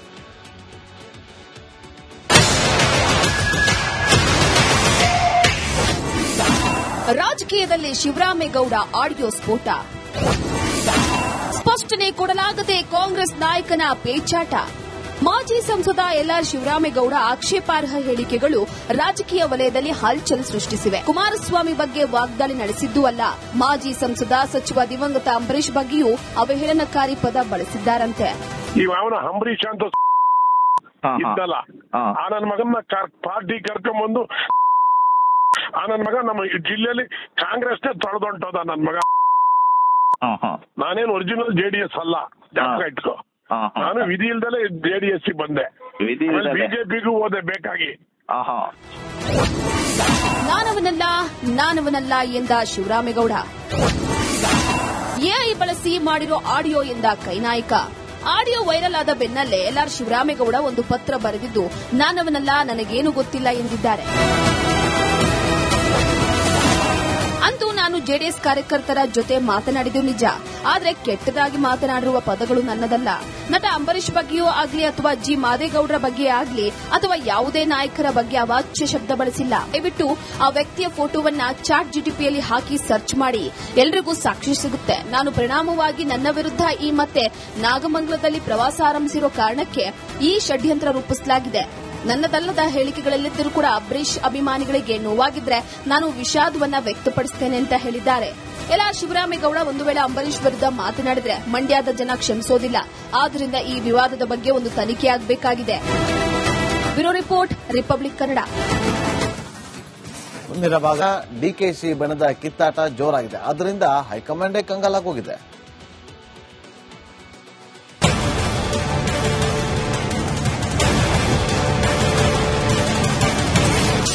ಅಪೆಕ್ಸ್ ಬ್ಯಾಂಕ್ ಎಲೆಕ್ಷನ್ ನಲ್ಲಿ ಭರ್ಜರಿ ಟ್ವಿಸ್ಟ್. ಸಿದ್ದು ಸಂಧಾನದ ಬಳಿಕ ಚುನಾವಣೆ ಮುಂದೂಡಿಕೆ. ರಾಜ್ಯದ ಪ್ರತಿಷ್ಠಿತ ಅಪೆಕ್ಸ್ ಬ್ಯಾಂಕ್ ಅಧ್ಯಕ್ಷ ಸ್ಥಾನದ ಚುನಾವಣೆಯನ್ನ ಮುಂದೂಡಲಾಗಿದೆ. ಅಧ್ಯಕ್ಷ ಸ್ಥಾನಕ್ಕಾಗಿ ಸಿಎಂ ಬೆಂಬಲಿಗ ಶಾಸಕ ಕೆಎನ್ ರಾಜಣ್ಣ ಹಾಗೂ ಡಿಸಿಎಂ ಬೆಂಬಲಿಗ ವಿಧಾನ ಪರಿಷತ್ ಸದಸ್ಯ ಎಸ್ ರವಿ ನಡುವೆ ಫೈಟ್ ನಡೀತಾ ಇದೆ. ಕಾಂಗ್ರೆಸ್ನ ಪರಿಷತ್ ಸದಸ್ಯ ಶರಣಗೌಡ ಬಯ್ಯಾಪುರ್ ಕೂಡ ಆಕಾಂಕ್ಷಿಯಾಗಿ ನಾಮಪತ್ರ ಸಲ್ಲಿಸಿದ್ರು. ಅಪೆಕ್ಸ್ ಬ್ಯಾಂಕ್ನ ನಿರ್ದೇಶಕರ ಪೈಕಿ 15 ಮಂದಿ ಕಾಂಗ್ರೆಸ್ ಪಕ್ಷದವರೇ ಆಗಿದ್ದಾರೆ. ಹೀಗಾಗಿ ಅಪೆಕ್ಸ್ ಬ್ಯಾಂಕ್ ಅಧ್ಯಕ್ಷ ಸ್ಥಾನ ಕಾಂಗ್ರೆಸ್ಸಿಗರಿಗೆ ಸಿಗಲಿದೆ. ಆದರೆ ಯಾರಿಗೆ ಅಧ್ಯಕ್ಷ ಸ್ಥಾನ ನೀಡಬೇಕೆಂಬ ಬಗ್ಗೆ ಪಕ್ಷ ನಿರ್ಧಾರ ತೆಗೆದುಕೊಂಡಿಲ್ಲ. ಅಪೆಕ್ಸ್ ಬ್ಯಾಂಕ್ ಅಧ್ಯಕ್ಷರ ಆಯ್ಕೆ ವಿಚಾರದಲ್ಲಿ ಕಾಂಗ್ರೆಸ್ ನಾಯಕರು ಒಮ್ಮತಕ್ಕೆ ಬರುವಲ್ಲಿ ವಿಫಲವಾಗಿದ್ದರು. ಅದೇ ಕಾರಣಕ್ಕೆ ಅಪೆಕ್ಸ್ ಬ್ಯಾಂಕ್ ಎಲೆಕ್ಷನ್ ಮುಂದೂಡಿಕೆಯಾಗಿದೆ. ಸಿದ್ದರಾಮಯ್ಯ ಬಣ ವರ್ಸಸ್ ಡಿಕೆಶಿ ಬಣದ ಮೇಲಾಟ ಜೋರಾಗಿತ್ತು. ರಾಜಣ್ಣರನ್ನು ಅವಿರೋಧವಾಗಿ ಅಧ್ಯಕ್ಷರಾಗಿ ಆಯ್ಕೆ ಮಾಡಲು ಸಿಎಂ ಸಿದ್ದರಾಮಯ್ಯ ಯತ್ನಿಸಿದ್ರು. ಎಸ್ ರವಿ ಆಯ್ಕೆಗೆ ಡಿಕೆ ಶಿವಕುಮಾರ್ ಪ್ರಯತ್ನ ಮಾಡಿದ್ರು. ಸಿದ್ದು ಡಿಕೆ ಬಣದಲ್ಲಿ ಒಮ್ಮತ ಮೂಡದೆ ಇದ್ದಿದ್ದಕ್ಕೆ ಎಲೆಕ್ಷನ್ ಮುಂದೂಡಿಕೆಯಾಗಿದೆ. ಅತ್ತ ಬೆಳ್ಳಿ ಪ್ರಕಾಶ್ ಶರಣಗೌಡ ಬಯ್ಯಾಪುರ್ ನಾಮಪತ್ರ ವಾಪಸ್ ಪಡೆದುಕೊಂಡಿದ್ದಾರೆ. ನಾಮಪತ್ರವನ್ನ ರಾಜಣ್ಣವ್ರು ಸಲ್ಲಿಸಬೇಕಾಗಿತ್ತು. ಆದರೆ ಸ್ವಲ್ಪ ಕಾರಣಾಂತರಗಳಿಂದ ಅದನ್ನ ಈಗ ಚುನಾವಣೆನ ಮುಂದೂಡಿರುವಂತದ್ದು. ಅದೇ ವಿಚಾರವಾಗಿ ಬೆಳ್ಳಿ ಪ್ರಕಾಶ್ ಅವರು ಅಧ್ಯಕ್ಷರಿಗೆ ನಾಮಪತ್ರ ಸಲ್ಲಿಸಿದ್ರು. ಮತ್ತೆ ನಮ್ಮ ರಾಯಚೂರು ಬಯ್ಯಾಪುರ್ ಅವರು ಉಪಾಧ್ಯಕ್ಷಕ್ಕೆ ನಾಮಪತ್ರ ಸಲ್ಲಿಸಿದ್ರು. ಇಬ್ರು ವಿಡ್ರಾಲ್ ಮಾಡಿದ್ದಾರೆ. ಏನು ಹಿನ್ನೆಲೆ ಏನಿದೆ ಅನ್ನೋವಂಥದ್ದು ಇನ್ನೂ ಇಲ್ಲ. ಬಟ್ ಸದ್ಯದ ಪರಿಸ್ಥಿತಿಗೆ ಈಗ ಚುನಾವಣೆಯನ್ನ ಮುಂದೂಡಿದ್ದಾರೆ. ಮಾನ್ಯ ಮುಖ್ಯಮಂತ್ರಿಗಳೇನ ಇಲ್ಲ, ನೀನು ಕೋಆಪರೇಟಿವ್ ಅಲ್ಲಿ ನೀನು ಕೂಡ ಇರ್ತಕ್ಕಂಥದ್ದು ಆಯ್ತು. ಅಪೆಕ್ಸ್ ಬ್ಯಾಂಕ್ ಅಧ್ಯಕ್ಷ ಸ್ಥಾನ ಅವಕಾಶ ಬಂದಾಗ ನಿನಗೆ ಒದಗಿಸಿಕೊಡ್ತೀವಿ ಅಂತ ಮುಖ್ಯಮಂತ್ರಿಗಳು ಮಾತು ಕೊಟ್ಟಿದ್ರು. ಅದನ್ನ ನಾನು ಈ ಸಾರಿ ಸಂದರ್ಭದಲ್ಲಿ ಅವ್ರಿಗೆ ನೆನಪಿಸಿದೆ. ತಮ್ಮ ಮಾತು ಕೊಟ್ಟಿದ್ದೀರಿ, ದಯಮಾಡಿ ಒಂದು ಅವಕಾಶ ಮಾಡಿಕೊಡಿ. ತಾವೇನು ನಿರ್ದೇಶನ ಕೊಡ್ತೀರಿ ಆ ನಿರ್ದೇಶನಕ್ಕೆ ನಾವೆಲ್ಲ ಸಹಮತ ಒಪ್ಪಿರ್ತೀವಿ. ಯಾರಿಗೆ ಅಪೆಕ್ಸ್ ಬ್ಯಾಂಕ್ ಅಧ್ಯಕ್ಷ ಸ್ಥಾನ ನೀಡಬೇಕು ಎಂಬ ಬಗ್ಗೆ ಸಹಮತಿ ಮೂಡಿರಲಿಲ್ಲ. ಹೀಗಾಗಿ ಚುನಾವಣೆಯನ್ನು ದಿಢೀರನೆ ಮುಂದೂಡಲಾಗಿದೆ. Bureau report, republic Kannada. ನೋಡಿ, ಅಪೆಕ್ಸ್ ಬ್ಯಾಂಕ್ ಚುನಾವಣೆ ಅನ್ನೋದು ಒಂದು ರೀತಿಯಲ್ಲಿ ಪ್ರತಿಷ್ಠೆಯ ಕಣ ಅನ್ನೋದು ಪ್ರತಿಯೊಬ್ಬರಿಗೂ ಕೂಡ ಗೊತ್ತಿದೆ. ಯಾಕೆಂತಾರೆ ಎಲ್ಲಾ ಡಿಎ ಟಿಎ ಹೋಗೋದೆಲ್ಲವೂ ಕೂಡ ಇಲ್ಲಿಂದ ಅನ್ನೋದು ಪ್ರತಿಯೊಬ್ಬರಿಗೂ ಕೂಡ ಗೊತ್ತಿರುವಂತಹ ವಿಚಾರ. ನೋಡಿ, ಅಪೆಕ್ಸ್ ಬ್ಯಾಂಕ್ ಎಲೆಕ್ಷನ್ ವಿಚಾರವಾಗಿ ಸಿದ್ದು ಮತ್ತು ಡಿಕೆಶಿ ಬಣದ ನಡುವೆ ಪೈಪೋಟಿ ಅಂತೂ ಏರ್ಪಟ್ಟಿತ್ತು. ಕಳೆದ ಕೆಲವು ದಿನಗಳಿಂದ ಅದೇ ವಿಚಾರಕ್ಕೆ ಸಂಬಂಧಪಟ್ಟಂತೆ ಬೆಳವಣಿಗೆ ಕೂಡ ಆಗ್ತಾ ಇತ್ತು. ನೋಡಿ, ಒಂದು ವಿಚಾರವನ್ನ ಗಮನಿಸಬೇಕು. ಕೆಎನ್ ರಾಜಣ್ಣ ಅವರ ಮನೆಗೆ ಹೋಗ್ತಾರೆ ಡಿಕೆ ಶಿವಕುಮಾರ್ ಅವರು. ಎಲ್ಲ ಅಂದ್ಕೊಂಡ್ರು, ಇವರು ಸಿಎಂ ಗಾದಿಗೇರೋದಕ್ಕೆ ಎಲ್ಲವನ್ನು ಕೂಡ ಸಲೀಸು ಮಾಡ್ಕೊಳ್ತಿದ್ದಾರೆ. ತಮ್ಮ ದಾರಿಯಲ್ಲಿ ಯಾವುದೆಲ್ಲ ಅಡ್ಡಿ ಇತ್ತು ಅದೆಲ್ಲವನ್ನು ಕೂಡ ಸರಿಪಡಿಸಿಕೊಳ್ತಾ ಇದ್ದಾರೆ. ಯಾಕೆಂದ್ರೆ ಕೆಎನ್ ರಾಜಣ್ಣ ಅವರು ಕೂಡ ಸಿದ್ದರಾಮಯ್ಯ ಅವರ ಪರಮ ಆಪ್ತರಲ್ಲಿ ಒಬ್ರು. ಆ ಸಂದರ್ಭದಲ್ಲಿ ಡಿಕೆ ಶಿವಕುಮಾರ್ ಅವರು ಸಿಎಂ ಆಗೋದನ್ನ ಅವರು ಕೂಡ ಅಡ್ಡಿಪಡಿಸ್ತಾ ಇದ್ರು ಅನ್ನೋ ವಿಚಾರವನ್ನ ಎಲ್ಲರೂ ಕೂಡ ಅಂದ್ಕೊಳ್ತಿದ್ರು. ಹಾಗಾಗಿ ಅದನ್ನ ಸರಿಪಡಿಸ್ಕೊಳ್ಳೋದಕ್ಕೋಸ್ಕರ ಡಿಕೆ ಶಿವಕುಮಾರ್ ಅವರು ರಾಜಣ್ಣ ಅವರ ಮನೆಗೆ ಹೋಗಿದ್ರು ಅಂತ ಅಂದ್ಕೊಂಡಿದ್ರು. ಆದ್ರೆ ಅಲ್ಲ, ಅವರು ಹೋಗಿದ್ದು ಅಪೆಕ್ಸ್ ಬ್ಯಾಂಕ್ನ ವಿಚಾರವಾಗಿ, ಅಧ್ಯಕ್ಷ ಸ್ಥಾನದ ಚುನಾವಣೆ ವಿಚಾರವಾಗಿ. ಸಂಬಂಧಿ ಎಸ್ ರವಿ ಏನಿದ್ದಾರೆ, ಅವರಿಗೆ ಅಧ್ಯಕ್ಷಗಿರಿಯನ್ನ ಕಟ್ಟೋದಕ್ಕೆ ರಾಜಣ್ಣವರನ್ನ ಮನವೊಲಿಸುವಂತ ಪ್ರಯತ್ನವನ್ನ ಡಿಕೆ ಶಿವಕುಮಾರ್ ಅವರು ಮಾಡಿದ್ರು. ಅಲ್ಲಿಗೆ ಎಲ್ಲೋ ಒಂದು ಕಡೆ ಈ ಬಾರಿ ಎಂಎಲ್ಸಿ ರವಿಯವರೇ ಅಧ್ಯಕ್ಷರಾಗ್ತಾರೆ ಅಂತ ಕೂಡ ಚರ್ಚೆಗಳಾಗ್ತಾ ಇತ್ತು. ಯಾವಾಗ ಈ ಚರ್ಚೆ ಮುನ್ನೆಲೆಗೆ ಬಂತು, ತಕ್ಷಣ ಸಿದ್ದರಾಮಯ್ಯ ಅವರು ಕೂಡ ರಾಜಣ್ಣ ಅವ್ರ ಮನೆಗೆ ಹೋದ್ರು. ಬಿಟ್ಕೊಡ್ತಾರ ರಾಜಣ್ಣ ಅವರು? ಬಿಟ್ಕೊಡಲ್ಲ. ಅಲ್ಲೇನಾಯ್ತು, ನಾನೇ ಆಗ್ತೀನಿ ಅಂತ ಹೇಳಿ ಒಂದಷ್ಟು ಚರ್ಚೆಗಳಿಗೆ ಕಾರಣವಾಯಿತು. ಆ ವಿಚಾರ ಇವತ್ತು ಮಧ್ಯಾಹ್ನದವರೆಗೂ ಕೂಡ ಕುತೂಹಲ ಇತ್ತು. ಅವಿರೋಧವಾಗಿ ರಾಜಣ್ಣ ಅವರು ಆಯ್ಕೆ ಆಗ್ತಾರೆ, ಅಧ್ಯಕ್ಷರಾಗ್ತಾರೆ. ಡಿಕೆ ಶಿವಕುಮಾರ್ ಅವರ ಆಪ್ತ ಸಂಬಂಧಿ ರವಿಯವರು ಉಪಾಧ್ಯಕ್ಷರಾಗ್ತಾರೆ ಅನ್ನೋ ಚರ್ಚೆಗಳು ರಾಜಕೀಯ ಪಡಸಾಲೆಯಲ್ಲಿ ಆಗ್ತಾ ಇತ್ತು. ಆದ್ರೆ ಯಾವಾಗ ಸುರ್ಜೇವಾಲಾ ಅವರ ಎಂಟ್ರಿ ಆಗುತ್ತೋ ಎಲ್ಲವೂ ಕೂಡ ಬದಲಾವಣೆ ಆಗುತ್ತೆ. ಸಿದ್ದರಾಮಯ್ಯ ಸೆಷನ್ ಅಲ್ಲಿ ಇರ್ತಾರೆ, ಇಮ್ಮಿಡಿಯೇಟ್ ಹೊರಗೆ ಬಂದು ಫೋನ್ ಮಾಡ್ತಾರೆ, ತಲೆ ಕೆಳಗಾಗುತ್ತೆ. ನೋಡಿ, ನಿನ್ನೆ ಸಭೆ ಕೂಡ ನಡೆಯುತ್ತೆ. ಆ ಸಭೆಯಲ್ಲೂ ಕೂಡ ಒಮ್ಮತಕ್ಕೆ ಬರೋದಿಲ್ಲ. ಬಾಲಕೃಷ್ಣ ಅವರು ಹೋಗ್ಬಿಟ್ಟು ಅಲ್ಲಿ ಅಪ್ಲಿಕೇಶನ್ ಕೂಡ ಹಾಕ್ತಾರೆ, ನಾಮಪತ್ರವನ್ನು ಕೂಡ ಸಲ್ಲಿಸ್ತಾರೆ. ಈಗ ಬೇಡ, ಎಲ್ಲ ವಾಪಸ್ ತಗೊಳ್ಳಿ, ಮುಂದೆ ಚುನಾವಣೆ ನೋಡೋಣ ಅಂತೇಳಿ ಚುನಾವಣೆನ ಮುಂದೂಡ್ಬಿಡ್ತಾರೆ. ನಿನ್ನೆ ರಾತ್ರಿ ಸಿದ್ದರಾಮಯ್ಯ ಮತ್ತು ಡಿಕೆ ಶಿವಕುಮಾರ್ ಅವರ ಜೊತೆ ಸುರ್ಜೇವಾಲಾ ಅವರು ಮಾತುಕತೆ ಆಡಿರೋದು. ಯಾವಾಗ ಇಲ್ಲ ಕೆಎನ್ ರಾಜಣ್ಣ ಅವರು ಆಗ್ಬೇಕಷ್ಟೇ, ಅವಿರೋಧ ಆಯ್ಕೆ ಆಗ್ಬೇಕು ಅಂತ ಹೇಳಿದಾಗ ಸುರ್ಜೇವಾಲಾ ಅವರು ಅದಕ್ಕೆ ಅಪಸ್ವರ ಇರ್ತಾರೆ. ಹೊಸೊಬ್ಬರಿಗೆ ಅವಕಾಶ ಕೊಡಿ, ಯಾಕೆ ಹೊಸಬ್ರಿಗೆ ಅವಕಾಶವನ್ನ ಕೊಡ್ತಾ ಇಲ್ಲ ಅನ್ನುವ ವಿಚಾರವನ್ನ ಪ್ರಸ್ತಾಪ ಮಾಡ್ತಾರೆ. ಆಗ ಹೇಗಾದ್ರೂ ಮಾಡಿ ಚುನಾವಣೆಯನ್ನು ಮುಂದೂಡಬೇಕು ಅಂತೇಳಿ ಪ್ರಯತ್ನಗಳು ನಡೆಯುತ್ತೆ. ಸಿದ್ದರಾಮಯ್ಯವರು ಇದರಲ್ಲಿ ಮೇಲುಗೈಯನ್ನ ಸಾಧಿಸ್ತಾರೆ. ಆದ್ರೆ ಕೆ.ಎನ್. ರಾಜಣ್ಣವರು ಇಲ್ಲ ಚುನಾವಣೆ ನಡೀಲಿ ಅಂತ ಹೇಳ್ತಾರೆ. ಸ್ಪರ್ಧೆಯಿಂದ ಹಿಂದೆ ಸರಿಯಲು ಒಪ್ಪಿಕೊಳ್ಳೋದಿಲ್ಲ ಕೆ.ಎನ್. ರಾಜಣ್ಣವರು. ಇಲ್ಲ ಆದ್ರೆ ಎಲ್ಲಿ ಯಾರಿಗೂ ಓಟ್ ಹಾಕ್ಬಿಡ್ತಾರೋ ಅನ್ನೋದೊಂದು ಕನ್ಫ್ಯೂಷನ್ ಇತ್ತು. ಚುನಾವಣೆಗೆ ಹೋದ್ರೆ ಕುತೂಹಲ ಜಾಸ್ತಿ ಆಗ್ತಾ ಇತ್ತು, ಯಾರು ಗೆಲ್ತಾರೆ ಅಂತೇಳಿ. ಅದಕ್ಕೆ ಅವಕಾಶನೇ ಮಾಡಿಕೊಡ್ಲಿಲ್ಲ ಸಿದ್ದರಾಮಯ್ಯವರು. ಅದೇ ಕಾರಣಕ್ಕೋಸ್ಕರ ಎಲೆಕ್ಷನ್ ಮುಂದಿಡೋದಕ್ಕೆ ವರಿಷ್ಠರು ಪ್ರಯತ್ನವನ್ನ ಪಡ್ತಾರೆ. ಕೊನೆಗೆ ಹೈಕಮಾಂಡ್ ಆಶಯದಂತೆ ಎಲೆಕ್ಷನ್ ಅನ್ನ ಮುಂದೂಡ್ತಾರೆ. ಚುನಾವಣೆ ಮುಂದೂಡಿಕೆಯಿಂದಾಗಿ ಕೆ.ಎನ್. ರಾಜಣ್ಣವರಿಗೆ ಹಿನ್ನಡೆ ಆಯಿತು. ಸಿದ್ದರಾಮಯ್ಯವರು ತಮ್ಮ ಹಠವನ್ನ ಸಾಧಿಸಿದ್ರು. ಇನ್ನು ಆಡಳಿತಾಧಿಕಾರಿಯನ್ನ ನೇಮಕ ಮಾಡ್ತಾರೆ. ಅವ್ರು ನಡೆಸ್ಕೊಂಡು ಹೋಗ್ತಾರೆ. ಮುಂದೆ ಒಂದು 3 ತಿಂಗಳು 4 ತಿಂಗಳು 5 ತಿಂಗಳು 6 ತಿಂಗಳೇ ಆಗ್ಬೋದು ಮತ್ತೆ ಚುನಾವಣೆ ನಡೆಯೋದಕ್ಕೆ. ಅಲ್ಲಿವರೆಗೂ ಕೂಡ ಎಲ್ಲರೂ ಕಾಯ್ಕೊಂಡಿರ್ಬೇಕು. ಅಷ್ಟೊತ್ತಿಗೆ ರಾಜಕೀಯದಲ್ಲಿ ಏನೆಲ್ಲ ಚೇಂಜಸ್ಗಳಾಗುತ್ತೋ, ಬದಲಾವಣೆಗಳಾಗಿರುತ್ತೋ ಎಲ್ಲದಕ್ಕೂ ಕೂಡ ಕಾದು ನೋಡಬೇಕಾಗತ್ತೆ. ಮುಂದಿನ ಸಿದ್ಧತೆ ಗಮನ ಕೊಡೋಣ. ಅದು ಒಂದಲ್ಲ ಎರಡಲ್ಲ, ಬರೋಬ್ಬರಿ 37,370 ಕೋಟಿ ರೂಪಾಯಿ ಕಾಸು. ರಾಜ್ಯ ಸರ್ಕಾರ ಗುತ್ತಿಗೆದಾರರ ಇಷ್ಟೊಂದು ಮೊತ್ತದ ಬಾಕಿ ಹಣವನ್ನ ಪಾವತಿ ಮಾಡೇ ಇಲ್ವಂತೆ. ಅದಕ್ಕೋಸ್ಕರನೇ ಗುತ್ತಿಗೆದಾರರು ಇವತ್ತು ಸಮರವನ್ನ ಸಾರಿದ್ದಾರೆ. ಈ ರಿಪೋರ್ಟ್ ನೋಡಿ.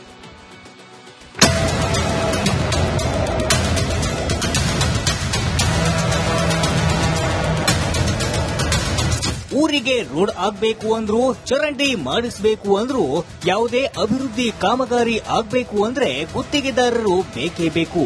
ಸರ್ಕಾರದ ಸಕಲ ಸೌಕರ್ಯ ನಮಗೆ ಸಿಗುವುದಕ್ಕೆ ಅವರು ಕಾರಣ. ಆದ್ರೆ ಅದೇ ಗುತ್ತಿಗೆದಾರರು ಇದೀಗ ಬೀದಿಗೆ ಬಂದಿದ್ದಾರೆ. ಬಿಲ್ ಕ್ಲಿಯರ್ ಮಾಡದಿದ್ದರೆ ಕಾಮಗಾರಿ ಸ್ಥಗಿತ. ಕೈ ಸರ್ಕಾರದ ವಿರುದ್ಧ ಗುತ್ತಿಗೆದಾರರ ಹೋರಾಟ. ರಾಜ್ಯ ಸರ್ಕಾರ ಗುತ್ತಿಗೆದಾರರಿಗೆ ಪಾವತಿಸಬೇಕಾಗಿರುವ ಬಾಕಿ ಬಿಲ್ ಬಿಡುಗಡೆ ಮಾಡದಿದ್ದಕ್ಕೆ ಗುತ್ತಿಗೆದಾರರ ಸಂಘವು ನೇರ ಸಮರ ಸಾರಿದೆ. ಮಾರ್ಚ್ 5ರೊಳಗೆ ಬಾಕಿ ಹಣ ಬಿಡುಗಡೆ ಮಾಡದಿದ್ರೆ ಅಥವಾ ಸಿಎಂ ಸಭೆ ಕರೆದು ಚರ್ಚಿಸದಿದ್ರೆ ಎಲ್ಲಾ ಇಲಾಖೆಗಳ ಕಾಮಗಾರಿಗಳನ್ನು ನಿಲ್ಲಿಸಲು ನಿರ್ಧರಿಸಿದೆ. ನಾವು 5ನೇ ತಾರೀಕು 5/3/26ನೇ ತಾರೀಕು ನಾವು ಮುಷ್ಕರ ಹಮ್ಮಿಕೊಂಡಿದೀವಿ. ಡೇಟ್ ನ ಕನ್ಫರ್ಮ್ ಮಾಡ್ತೀವಿ. ಇನ್ನೊಂದ್ 2-3 ದಿನದೊಳಗೆ ಪೊಲೀಸ್ನವ್ರಿಗೆ ಅಪ್ರೋಚ್ ಮಾಡ್ತಾ ಇದೀವಿ. ಸಪೋಸ್ ಅವರು ನಮಗೆ ಅಷ್ಟರೊಳಗೆ ನಮ್ಮನ್ನು ಕರೆದು ಮೀಟಿಂಗ್ ಮಾಡಿ ನಮ್ಮ ಸಮಸ್ಯೆ ಬಗೆಹರಿಸಿ ನಮಗೆ ಒನ್ ಟೈಮ್ ಸೆಟಲ್ಮೆಂಟ್, ನಮ್ಗೆ ಇರ್ತಕ್ಕಂಥ 2 ವರ್ಷ ಕಾದಿದೀವಿ ಮನೆ ಮುಖ್ಯಮಂತ್ರಿಗಳಿಗೆ, ನಮಗೆ ಒನ್ ಟೈಮ್ ಸೆಟಲ್ಮೆಂಟ್ ಮಾಡಬೇಕು ಅನ್ನೋದು ನಮ್ಮ ಡಿಮ್ಯಾಂಡ್. ನಮಗೆಲ್ಲ ಕೊಟ್ಬಿಟ್ರೆ ನಾವು ಯಾವ ಮುಷ್ಕರಕ್ಕೂ ಹೋಗಲ್ಲ, ಯಾವ್ದು ಹೋಗಲ್ಲ. ನಿಮ್ಮ ಮುಖಾಂತರ, ಮಾಧ್ಯಮಗಳ ಮುಖಾಂತರ ಅದು ಪ್ರಾಬ್ಲಮ್ ಸಾಲ್ವ್ ಮಾಡಿಸುವಂತ ಕೆಲಸ ನಾವು ಮಾಡೋಣ. ಹಣ ಬಿಡುಗಡೆ ವಿಚಾರದಲ್ಲಿ ಪರ್ಸೆಂಟೇಜ್. ಹಣ ಬಿಡುಗಡೆ ವಿಚಾರದಲ್ಲಿ ಮಾತ್ರ ಜಾಸ್ತಿ ಇದೆ, ಬೇರೆ ಕೇಳಬೇಡಿ. ಹಣ ಬಿಡುಗಡೆ ವಿಚಾರದಲ್ಲಿ ಜಾಸ್ತಿ ಇದೆ. 3 ವರ್ಷಕ್ಕೂ ನಾವು ಕೊಡಬೇಕು. ಅದೇ ಪರ್ಸೆಂಟೇಜ್ ಜಾಸ್ತಿ ಇದೆ. 3 ವರ್ಷಕ್ಕೂ ನಾವು 60, 50, 30 ಅಂತ ಹೇಳೋದಿಲ್ಲ.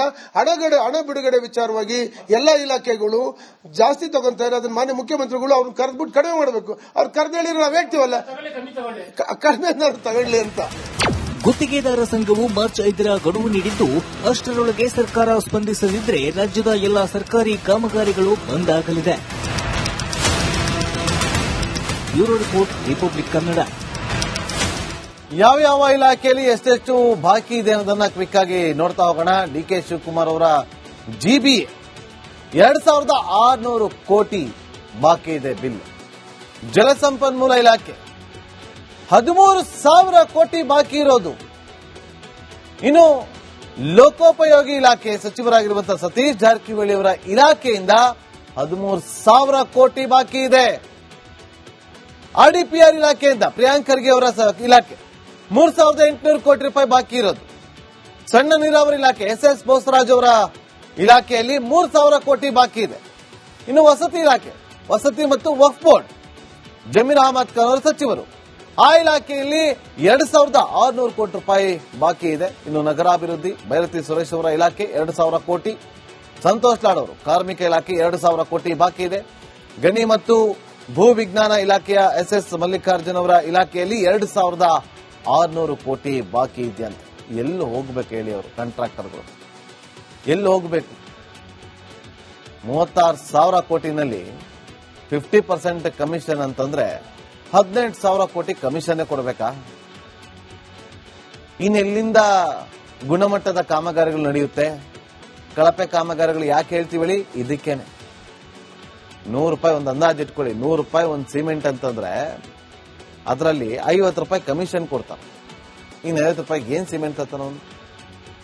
ಯಾವ್ದೋ ಕಳಪೆ ಮಟ್ಟ ತಗೊಂಬತ್ತಾನೆ. 500 ರೂಪಾಯಿ ಕಾಮಗಾರಿನಲ್ಲಿ ಸಿಮೆಂಟ್ ತರಬೇಕಾ, ಮರಳು ತರಬೇಕಾ, ಜಲ್ಲಿ ತರಬೇಕಾ, ಕಾರ್ಮಿಕ ಕೂಲಿ ಕೆಲಸದವರಿಗೆ ದುಡ್ಡು ಕೊಡಬೇಕಾ, ಅದಕ್ಕೆ ಬಳಸುವಂತ ಯಂತ್ರಗಳಿಗೆ ದುಡ್ಡನ್ನ ಕೊಡಬೇಕಾ, ಅಥವಾ ಎಲ್ಲ ದುಡ್ಡು ಇವ್ರಿಗೆ ಕಮಿಷನ್ಗಳು ಕೊಡಬೇಕಾ? ಅದಕ್ಕೆ ಕಳಪೆ ಗುಣಮಟ್ಟದ ಕಾಮಗಾರಿಗಳಾಗ್ತಾ ಇರೋದು. ಅದಕ್ಕೆ ಇವತ್ತು ರಸ್ತೆಗಳೆಲ್ಲ ಗುಂಡಿಗಳು ಬೀಳ್ತಾ ಇರೋದು. ಯಾಕೆ? ಕಮಿಷನ್ ಕಮಿಷನ್ ಕಮಿಷನ್, ಎಲ್ಲದರಲ್ಲೂ ಕಮಿಷನ್. ಬಿಜೆಪಿಯವರ ಮೇಲೂ ಕೂಡ ಕಮಿಷನ್ ಆರೋಪ ಬಂತು. ಈಗ ಕಾಂಗ್ರೆಸ್ ಸರ್ಕಾರದ ಮೇಲೂ ಕೂಡ ಕಮಿಷನ್ ಆರೋಪ ಬರ್ತಾ ಇದೆ. ಯಾವಾಗ ಇದೆಲ್ಲ ಮುಕ್ತಿ ಆಗುತ್ತೋ ಗೊತ್ತೇ ಆಗೋದಿಲ್ಲ. ಇದೆಲ್ಲ ಸರಿ ಹೋಗುತ್ತೆ ಅಂತ ಅನ್ಸುತ್ತಾ? ದೇವರಣೆಗೂ ಸರಿ ಹೋಗಲ್ಲ ಅಂತ ಅನ್ಸುತ್ತೆ. 36,000 ಕೋಟಿ ಅಷ್ಟರ ಬಿಲ್ ಬಿಡುಗಡೆ ಆಗಬೇಕು ಅಂತಂದ್ರೆ ಅದರಲ್ಲಿ 50% ಇಟ್ಕೊಳ್ಳಿ ಅಂತ ನಾನು ಹೇಳ್ತಾ ಇದ್ದೀನಿ. 50% ಕಮಿಷನ್ ಕೊಡಬೇಕು ಅಂದ್ರೆ ಅಲ್ಲಿ 18,000 ಕೋಟಿ. 18,000. ಇನ್ನು 18,000 ಇವರು ಕೆಲಸ ಮಾಡಿರೋದು ಸಾಲ ಸೋಲ ಮಾಡಿ, ಮನೆಯಲ್ಲಿರುವಂತಹ ಒಡವೆಗಳನ್ನ ಅಡ ಇಟ್ಟು, ಕೈ ಸಾಲ ತಗೊಂಬಂದು, ಬ್ಯಾಂಕಲ್ಲಿ ಲೋನ್ ತೆಗೆದು ಇಷ್ಟೆಲ್ಲ ಖರ್ಚು ಮಾಡಿ ಕೆಲಸವನ್ನ ಮಾಡಿರ್ತಾರೆ, ಕಾಮಗಾರಿ ಮಾಡಿರ್ತಾರೆ. ಆದ್ರೆ ದುಡ್ಡೇ ಬಿಡುಗಡೆ ಆಗ್ತಿಲ್ಲ. ಅವ್ರು ಎಲ್ಲಿ ಹೋಗಬೇಕು, ಏನು ಮಾಡ್ಕೊಬೇಕು? ಅವರು ಅರ್ಥ ಮಾಡ್ಕೊಳ್ಳಿ. ಆದಷ್ಟು ಬೇಗ ಅವರ ಬಿಲ್ ಬಿಡುಗಡೆ ಆದ್ರೆ ಅವ್ರಿಗೂ ಕೂಡ ಅನುಕೂಲ ಆಗುತ್ತೆ. ಮುಂದಿನ ದಿನದಲ್ಲಿ ಕಮಿಷನ್ ಅನ್ನೋದನ್ನ ಕಟ್ ಮಾಡಿ ನೋಡೋಣ, ಅದು ಸಾಧ್ಯ ಆಗುತ್ತಾ? ಭ್ರಷ್ಟಾಚಾರ ರಹಿತ ಸರ್ಕಾರವನ್ನು ನಡೆಸಿದ ಖ್ಯಾತಿ ಸಿದ್ದರಾಮಯ್ಯ ಅವರಿಗಿದೆ ಅಂತೇಳಿ ಪ್ರತಿ ಭಾಷಣದಲ್ಲಿ ಹೇಳ್ಕೊಂಡ್ ಬರ್ತೀರಿ. ಅದನ್ನ ಉಳಿಸ್ಕೊಳ್ಳಿ ಸಿದ್ದರಾಮಯ್ಯ ಅವರೇ. ನೋಡೋಣ ಮುಂದಿನ ಸುದ್ದಿ ಗಮನ ಕೊಡೋಣ. ಹಂತದಲ್ಲಿ 5-6 ಅನುಮಾನಗಳು ವ್ಯಕ್ತವಾಗ್ತಾ ಇದೆ. ಅದರಲ್ಲಿ ವಿಮಾನ ದುರಂತ ಕೇಸ್ನಲ್ಲಿ ಸಾಲು ಅನುಮಾನಗಳು. ಯಾಕೆ ಅಂತಂದ್ರೆ ಕಡೆಯ ಕ್ಷಣದಲ್ಲಿ ಗೊಂದಲವನ್ನ ಪೈಲಟ್ ಮಾಡಿಕೊಂಡ್ರ ಅನ್ನುವ ಪ್ರಶ್ನೆ ಒಂದು ಕಡೆ ಮೂಡ್ತಾ ಇದ್ರೆ, ವಿಮಾನ ಲ್ಯಾಂಡಿಂಗ್ಗೆ ATC ಅನುಮತಿಯನ್ನ ಕೊಡುತ್ತೆ. ಬಾರಾಮತಿ ಅಲ್ಲಿ ಹೋಗಿ ಲ್ಯಾಂಡಿಂಗ್ ಆಗಬೇಕು. ಲ್ಯಾಂಡಿಂಗ್ ಆಗುವ ಸಂದರ್ಭದಲ್ಲಿ ಕಡೆಗಳಲ್ಲಿ ATC ಅಂದ್ರೆ ಏರ್ ಟ್ರಾಫಿಕ್ ಕಂಟ್ರೋಲ್ ಅನುಮತಿಯನ್ನ ಕೊಡುತ್ತೆ. ಆಗ ಕೊಟ್ಟಾಗ ಪೈಲಟ್ ಮತ್ತು ATC ನಡುವೆ ಒಂದು ಕಾಂಟ್ಯಾಕ್ಟ್ ಇರಲಿಲ್ಲ, ಕಮ್ಯುನಿಕೇಶನ್ ಗ್ಯಾಪ್ ಆಗುತ್ತೆ, ಸಿಗೋದೇ ಇಲ್ಲ. ಅಲ್ಲಿ ಸಂಪರ್ಕವೇ ಕಟ್ ಆಗ್ಬಿಡುತ್ತೆ. ಸಿಸ್ಟಮ್ ಫೇಲ್ ಆಯ್ತಾ? ಹಾಗಾದ್ರೆ ಕಾಕ್ಪಿಟ್ ನಲ್ಲಿ ಸಮಸ್ಯೆ ಆಯ್ತಾ? ಈ ಪ್ರಶ್ನೆಗಳು ಉದ್ಭವ ಆಗ್ತಿರೋದು ಕಡೆಯ ಸೆಕೆಂಡ್ಗಳ ಒಂದು ಆಡಿಯೋವನ್ನ ಕೇಳಿಸ್ಕೊಂಡ ಗೊತ್ತಾಗುತ್ತೆ. ಹವಾಮಾನ ಸರಿ ಇಲ್ಲ ಅಂದ್ರೂ ಕೂಡ ಲ್ಯಾಂಡಿಂಗ್ ಅನ್ನ ಮಾಡಿದ್ದು ಯಾಕೆ ಅನ್ನುವ ಪ್ರಶ್ನೆ ಉದ್ಭವ ಆಗ್ತಾ ಇದೆ. ಹವಾಮಾನ ಸರಿ ಇಲ್ಲದೆ ಇದ್ರೆ ಲ್ಯಾಂಡಿಂಗ್ ಮಾಡೋದಕ್ಕೆ ಪ್ರಯತ್ನ ಪಟ್ಟಿದ್ದು ಯಾಕೆ? ಇದು ತನಿಖೆ ಆಗಬೇಕು. ಬೇರೆ ಕಡೆ ತಿರುಗಿಸಬಹುದಿತ್ತಲ್ವ? ನೋಡಿ, ನಿಮಗೆ ಚೆನ್ನಾಗಿ ಗೊತ್ತಿರಲಿ, ಯಾವ್ದಾದ್ರು ವಿಮಾನಗಳು ಲ್ಯಾಂಡಿಂಗ್ ಮಾಡೋದಕ್ಕೆ ಅಂತ ಹೋದಾಗ ರನ್ವೇ ಹತ್ರ ಬಂದಾಗ ಸ್ವಲ್ಪ ಹೆಚ್ಚು ಕಮ್ಮಿ ಆದಾಗ ಅದು ಸಡನ್ ಟೇಕ್ ಆಫ್ ತಗೊಂಡು ಹೋದಂತ ಉದಾಹರಣೆಗಳು ತುಂಬಾ ಇದೆ. ಆದ್ರೆ ಇಲ್ಲಿ ವಿಸಿಬಿಲಿಟಿ ಕಡಿಮೆ ಇದೆ, ನಮಗೆ ಕಷ್ಟ ಆಗ್ತಿದೆ ಅಂತ ಗೊತ್ತಾದಾಗ ಬೇರೆ ಕಡೆ ತಿರುಗಿಸ್ಕೊಂಡು ಹೋಗ್ಬೋದಿತ್ತು. ಅಲ್ಲೇ ಯಾಕೆ ಲ್ಯಾಂಡಿಂಗ್ ಮಾಡಿದ್ರು? ATC ಪರ್ಮಿಷನ್ ಕೇಳ್ತಾ ಇದ್ರು ಪೈಲಟ್ ಅಂತ ಹೇಳಿದಾಗ ಕಮ್ಯುನಿಕೇಶನ್ ಗ್ಯಾಪ್ ಆಗುತ್ತೆ, ಕಮ್ಯುನಿಕೇಶನ್ ಕಟ್ ಆಗುತ್ತೆ. ಕಮ್ಯುನಿಕೇಶನ್ ಕಟ್ ಆಗಿದೆ ಅಂದ್ಮೇಲೆ ರನ್ವೇಗೆ ಹೋಗ್ಲೇಬಾರ್ದಿತ್ತು, ಇಳಿಸಲೇಬಾರ್ದಾಗಿತ್ತು ಅನ್ನುವ ಅನುಮಾನಗಳು ವ್ಯಕ್ತವಾಗ್ತಾ ಇದೆ. ನಿರಂತರವಾಗಿ ATS ಜೊತೆ ಸಂಪರ್ಕದಲ್ಲಿದ್ದಂತ ಪೈಲಟ್, ಆದ್ರೆ ಅನುಮತಿ ಸಿಕ್ಕ ತಕ್ಷಣ ಸಂಪರ್ಕ ಕಟ್ ಆಗುತ್ತೆ. ಎಲ್ಲಾ ಸುರಕ್ಷತಾ ಪ್ರಮಾಣ ಪತ್ರಗಳನ್ನ ಆ ಜೆಟ್ ಹೊಂದಿತ್ತು. ಹಾಗಾದ್ರೆ ಇಂಜಿನ್ ಏನಾದ್ರೂ ವೈಫಲ್ಯ ಆಯ್ತಾ? ಹಕ್ಕಿ ಏನಾದ್ರೂ ಡಿಕ್ಕಿ ಹೊಡಿತಾ? ಈ ಪ್ರಶ್ನೆಗಳು, ಈ ಅನುಮಾನಗಳು ಉಟ್ಕೊಂಡಿದೆ. ಇಂಧನ ಸೋರಿಕೆಯಿಂದ ಬೆಂಕಿ ಹೊತ್ತಿಕೊಂಡಿದ್ಯೇ ಅನ್ನೋದ್ರ ಬಗ್ಗೆ ತನಿಖೆ ನಡೀತಾ ಇದೆ. ನೋಡಿ, ರನ್ವೇ ಮುಂದೆ ಇರುತ್ತೆ, ರನ್ವೇ ಹತ್ರ ಹೋಗಿ ಇಳಿಸಬೇಕಿತ್ತು, ರನ್ವೇ ಹತ್ರ ಹೋಗ್ಲಿಲ್ಲ, ಹಿಂದೆನೆ ಇಳಿಸಿ. ಹಾಗಾಗಿ ಈ ಅವಘಡ ಸಂಭವಿಸಿದೆ. ಸಾಲು ಅನುಮಾನಗಳು, ಪ್ರಶ್ನೆಗಳು ಉದ್ಭವಿಸಿದೆ. ಇದಕ್ಕೆ ಉತ್ತರ ಸಿಗಬೇಕಾಗಿದೆ. ತನಿಖೆಯಿಂದ ಮಾತ್ರ ಸತ್ಯಾಸತ್ಯತೆ ಹೊರಗೆ ಬರಬೇಕಿದೆ. ಮುಂದಿನ ಸುದ್ದಿ ಗಮನ ಕೊಡೋಣ. ನಿಯಮ ಅಂತ ಬಂದಾಗ ರೋಹಿತ್ ವೇಮುಲನ್ನೇ ನೆನಪಾಗ್ತಾರೆ. ಪ್ರತಿಭಾನ್ವಿತ ವಿದ್ಯಾರ್ಥಿಗಳು ಆತ್ಮಹತ್ಯೆ ಶರಣಾಗ್ತಾರೆ. ಇಬ್ರು ಅಲ್ಲಿಂದ ಚರ್ಚೆ ಆಗುತ್ತೆ. ನೋಡಿ, ನಿಮಗೆ 2012ರ UGC ನಿಯಮ ಏನ್ ಹೇಳುತ್ತೆ, 2025ರ UGC ನಿಯಮ ಏನ್ ಹೇಳುತ್ತೆ, 2026ರ UGC ನಿಯಮ ಏನ್ ಹೇಳುತ್ತೆ, ಇದೆಲ್ಲವೂ ಕೂಡ ನಿಮಗೆ ಚೆನ್ನಾಗಿ ಗೊತ್ತಿದೆ. ಭಾರಿ ಬದಲಾವಣೆ ತರಲಾಗುತ್ತೆ. SC ST ಮತ್ತು OBC ಸ್ಟೂಡೆಂಟ್ಸ್ ತಾರತಮ್ಯಕ್ಕೆ ಮಣೆ ಹಾಕಲಾಗಿದೆ ಅಂತೇಳಿ ಆರೋಪ ಕೇಳಿ ಬರುತ್ತೆ. ರಕ್ಷಣಾ ವ್ಯಾಪ್ತಿಯಿಂದ ಸಾಮಾನ್ಯ ವರ್ಗದವರು ಹೊರಕಾಗ್ತಾರೆ. ಸಾಮಾನ್ಯ ವರ್ಗದವರಿಗೆ ತಾರತಮ್ಯ ಆಗೋದಿಲ್ವಾ? ಹಾಗಾದ್ರೆ ನೀವು ಅಪ್ಪರ್ ಕ್ಯಾಸ್ಟ್ ಅನ್ನು ನೋಡ್ತಾ ಇದ್ದೀರಿ, ಮತ್ತೆ OBC ಅನ್ನು ನೋಡ್ತಾ ಇದ್ದೀರಿ. ಈ ಜನರಲ್ ಕ್ಯಾಟಗರಿ ಅವರು ಏನ್ ಮಾಡಬೇಕು? ಅವರು ತಾರತಮ್ಯ ಆಗೋದಿಲ್ವಾ? ಇವತ್ತು ಈ UGC ನಿಯಮದಿಂದಾಗಿ ಅಪ್ಪರ್ ಕಾಸ್ಟ್ ಅವರಿಗೆ ನಮಗೆ ಎಲ್ಲೋ ಒಂದ್ ಕಡೆಯಿಂದ ಹಿನ್ನಡೆ ಆಗುತ್ತೆ ಅಂತೇಳಿ ಅವರು ಹೋರಾಟವನ್ನ ಮಾಡ್ತಾರೆ. OBC ಅವರಿಗೆ ಒಂದು ಒಳ್ಳೆ ಅವಕಾಶ ಸಿಕ್ತು ಅಂತ ನಿಮ್ಗೆ ಅನಿಸ್ತಾ ಇಲ್ವಾ? ನೀವು OBC ಅವರು ಅದರ ಬಗ್ಗೆ ಗಮನ ಕೊಡ್ತಿದ್ರಿ, ಅಪ್ಪರ್ ಕಾಸ್ಟ್ ಅವರು ಅಂದ್ರೆ ಮೇಲ್ವರ್ಗದವರು ಅದರ ಬಗ್ಗೆ ಆಲೋಚನೆಯನ್ನ ಮಾಡ್ತಾರೆ. ನಮ್ಗೆ ಎಲ್ಲಿ ಹಿನ್ನಡೆ ಆಗ್ಬಿಡುತ್ತೋ, ನಮಗೆ ಸಿಗ್ಬೇಕಾಗಿರುವಂತ ಸಿಗೋದಿಲ್ವೋ ಅನ್ನುವ ಆತಂಕ ಅಂತ ಇದೆ ಅಲ್ವಾ? ಅದಕ್ಕೋಸ್ಕರ ಹೋರಾಟ ಅಲ್ವಾ? ಸಾಮಾನ್ಯ ವರ್ಗದವ್ರು ಏನ್ ಮಾಡಬೇಕು? ಅವ್ರು ಕಂಪ್ಲೇಂಟ್ ಕೊಡಂಗಿಲ್ಲ, ಕಂಪ್ಲೇಂಟ್ ಕೊಡೋಕ್ ಅವಕಾಶನೂ ಇಲ್ಲ. ಯಾರಾದ್ರೂ ಕಂಪ್ಲೇಂಟ್ ಕೊಟ್ರೆ, ದೂರನ್ನ ದಾಖಲಾದ್ರೆ 24 ಗಂಟೆಯಲ್ಲಿ ಸಭೆ ಸೇರ್ಬೇಕು. 15 ದಿನದಲ್ಲೇ ಪ್ರಕರಣದ ತನಿಖೆ ಮುಗಿಬೇಕು. ಹೇಗ್ ಪತ್ತೆ ಹಚ್ಚಕ್ಕಾಗತ್ತೆ? ಇವತ್ತು ಎಷ್ಟೆಷ್ಟೋ ಪ್ರಕರಣಗಳನ್ನ ವರ್ಷಾನುಗಟ್ಲೆ ತಿಂಗಳಾನುಗಟ್ಲೆ ಮಾಡ್ಕೊಂಡ್ ಬರ್ತೀರಿ. ಆಯ್ತು, ಅದು ಕಂಪ್ಲೇಂಟ್ ಸತ್ಯನ ಸುಳ್ಳು ಅನ್ನೋದು ಹೇಗೆ ಪತ್ತೆ ಹಚ್ತೀರಿ? ಇದು ಇಂಪಾರ್ಟೆಂಟ್ ಅಲ್ವಾ? ಯಾರೋ ಬಂದು ಕಂಪ್ಲೇಂಟ್ ಕೊಡ್ತಾರೆ ಅಂತಂದಾಗ ಅದನ್ನ ನೀವು ಹೇಗೆ ಪರಿಗಣನೆಗೆ ತಗೊಂತೀರಿ? ಫಸ್ಟ್ ಅದು ಸತ್ಯನ ಸುಳ್ಳು ಅದನ್ನ ಪರಿಗಣಿಸ್ಬೇಕಲ್ವಾ? ಅದಕ್ಕೆ ಟೈಮ್ ಬೇಕಲ್ವಾ? ಒಂದು ವೇಳೆ ತಪ್ಪಿತಸ್ಥರಂತ ಏನಾದ್ರು ಕಂಡು ಬಂದ್ರೆ ಅವ್ರನ್ನ ಅಮಾನತು ಮಾಡೋದಂತೆ, ಪೊಲೀಸರಿಂದ ಕ್ರಮ ತಗೋದು. ಕೆಲವೊಮ್ಮೆ ತನಿಖೆ ಮಾಡದೆ ಕ್ರಮವನ್ನ ಕೈಗೊಂಡ್ರೆ ಏನ್ ಮಾಡೋದು? ಭಯ. ದುರುದ್ದೇಶದಿಂದ, ನೋಡಿ ಆಗ್ಲೇ ಹೇಳಿದೆ ನಾನು, ದುರುದ್ದೇಶದಿಂದ ದೂರು ಕೊಟ್ರೆ ಯಾವ ಶಿಕ್ಷೆ ಕೂಡ ಇಲ್ಲವಂತೆ. ಈ ಸಮಿತಿಯಲ್ಲಿ ಮೀಸಲಾತಿ ವರ್ಗ ಮಹಿಳೆಯರಿಗೆ ಪ್ರಾತಿನಿಧ್ಯವನ್ನ ಕೊಡಲಾಗಿದೆ. ಇದರಿಂದ ಏಕಪಕ್ಷೀಯ ತೀರ್ಪನ್ನು ತೆಗೆದುಕೊಳ್ಳಬಹುದಂತೆ. ಹೋರಾಟದ ಬಳಿಕ ನಿಯಮ ಬದಲಿಸಿದೆ ಈಗ ಕೇಂದ್ರ ಸರ್ಕಾರ. OBC ಸ್ಟೂಡೆಂಟ್ಸ್ ಸಿಬ್ಬಂದಿಯು ಕೂಡ ರಕ್ಷಣಾ ವ್ಯಾಪ್ತಿಗೆ ಬಂದಿದ್ದಾರೆ. ಸಂಸ್ಥೆಯ ಮುಖ್ಯಸ್ಥರ ನೇತೃತ್ವದಲ್ಲಿ 10 ಸದಸ್ಯರ ಸಮಿತಿ ರಚನೆ ಆಗುತ್ತೆ. SC ST OBC ಮಹಿಳೆಯರು, ಅಂಗವಿಕಲರಿಗೆ ಪ್ರಾತಿನಿಧ್ಯವನ್ನ ಕೊಡಲಾಗುತ್ತೆ. ನೋಡಬೇಕು ಇದು ಮುಂದೆ ಇನ್ನು ಯಾವ್ಯಾವ ತಿರುವುಗಳನ್ನ ಪಡೆದುಕೊಳ್ಳುತ್ತೋ. ಸುಪ್ರೀಂ ಕೋರ್ಟ್ ಅಂತೂ ಒಂದು ಸಿಹಿ ಸುದ್ದಿಯನ್ನ ಕೊಟ್ಟಿದೆ. ಇದನ್ನ ಹೇಗೆ ಸ್ವೀಕಾರ ಮಾಡಲಾಗುತ್ತೆ ಅನ್ನೋದನ್ನ ಕಾದು ನೋಡಬೇಕಾಗತ್ತೆ. ಈಗ ಬ್ರೇಕ್ ಆದ್ಮೇಲೆ ಖಾದಿ ಬಟ್ಟೆಯನ್ನ ಬಳಕೆ ಮಾಡಬೇಕು. ಸರ್ಕಾರದ ಮುಖ್ಯ ಕಾರ್ಯದರ್ಶಿ ಆಗಿರುವಂತಹ ಶಾಲಿನಿ ರಜನೀಶ್ ಅವರ ನೇತೃತ್ವದಲ್ಲಿ ನಡೆದಂತಹ ಸಭೆಯಲ್ಲಿ ಈ ಮಹತ್ವದ ನಿರ್ಧಾರವನ್ನ ತೆಗೆದುಕೊಳ್ಳಲಾಗಿದೆ. ಹಾಗಾದ್ರೆ ಏನೆಲ್ಲ ಕಂಡೀಷನ್ಸ್ ಇದೆ ಅನ್ನೋದನ್ನ ಕ್ವಿಕ್ ಆಗಿ ನೋಡ್ತಾ ಹೋಗೋಣ. ಪ್ರಮುಖವಾಗಿ ಸರ್ಕಾರಿ ನೌಕರರು ಇನ್ನು ಮುಂದೆ ಖಾದಿ ಬಟ್ಟೆಯನ್ನ ಕಡ್ಡಾಯವಾಗಿ ಧರಿಸಬೇಕು. ಶಾಲಿನಿ ರಜನೀಶ್ ಅವರ ಸಭೆಯಲ್ಲಿ ಇಂತಹ ಒಂದು ಮಹತ್ವದ ತೀರ್ಮಾನವನ್ನ ತೆಗೆದುಕೊಂಡಿದ್ದಾರೆ. ಪುರುಷರು ಮಹಿಳೆಯರಿಗೆ ಸರ್ಕಾರದ ಡ್ರೆಸ್ ಕೋಡ್ ಇದೆ. ಪುರುಷ ನೌಕರರಿಗೆ ಶರ್ಟ್, ಪ್ಯಾಂಟ್ ಅಥವಾ ಓವರ್ ಕೋಟ್ ಅನ್ನ ಹಾಕಬಹುದು. ಮಹಿಳಾ ನೌಕರರಿಗೆ ಖಾದಿ ಸೀರೆ ಅಥವಾ ಚೂಡಿದಾರ್ ಅನ್ನ ಧರಿಸಬಹುದು. ಖಾದಿ ಗ್ರಾಮೋದ್ಯೋಗ ಮಳಿಗೆಗಳಲ್ಲಿ ಬಟ್ಟೆಯನ್ನ ಖರೀದಿ ಮಾಡಬೇಕು. ಹಾಲಿ ರಿಯಾಯಿತಿ ಜೊತೆಗೆ ಹೆಚ್ಚುವರಿ 5% ವಿಶೇಷವಾಗಿ ರಿಯಾಯಿತಿ ಸಿಗುತ್ತೆ.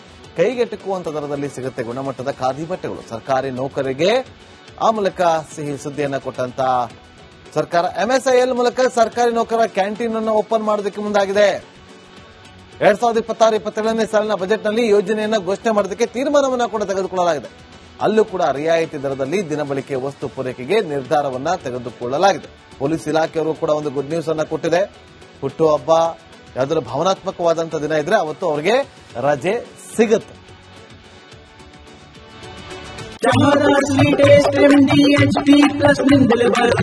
ಗಂಟು ಕಟ್ಟಿಕೋ ಲವಂಗ, ಹಸಿರು ಏಲಕ್ಕಿಯಿಂದ ತುಂಬಿದ MDH D+ ಮಸಾಲೆ. MDH ದಮ್ ಹಾಲು, ನಾಲ್ ತಡ್ಕ ಮತ್ತು ಮಶ್ರೂಮ್ ಮಸಾಲೆ. MDH ನಿಂದ ಊಟ ಪ್ರತಿ ಸಲ ಸ್ವಾದಿಷ್ಟಕರ. MDH ಯಾವಾಗಲೂ ನಿಮ್ಗೆ ಹೊಸ ರುಚಿ ನೀಡಲು ಪ್ರತಿಬದ್ಧವಾಗಿದೆ. ಆರೋಗ್ಯ ಹಾಗೂ ನ್ಯೂಟ್ರಿಷನ್ ಸಿಗುತ್ತೆ, ನೋಡಿ ಬಾಡಿ ಸ್ಟ್ರಾಂಗ್ ಆಗುತ್ತೆ. ಸ್ವಲ್ಪ ತಿಂದು ಹಸಿವು ನಿಗುತ್ತೆ, ಡೈಜೆಷನ್ಗೆ ಇಲ್ಲ ಅಪಾಯ. MDH ಸೋಯಾ ಟೀ, ಅಸಲಿ ಪ್ರೋಟೀನ್.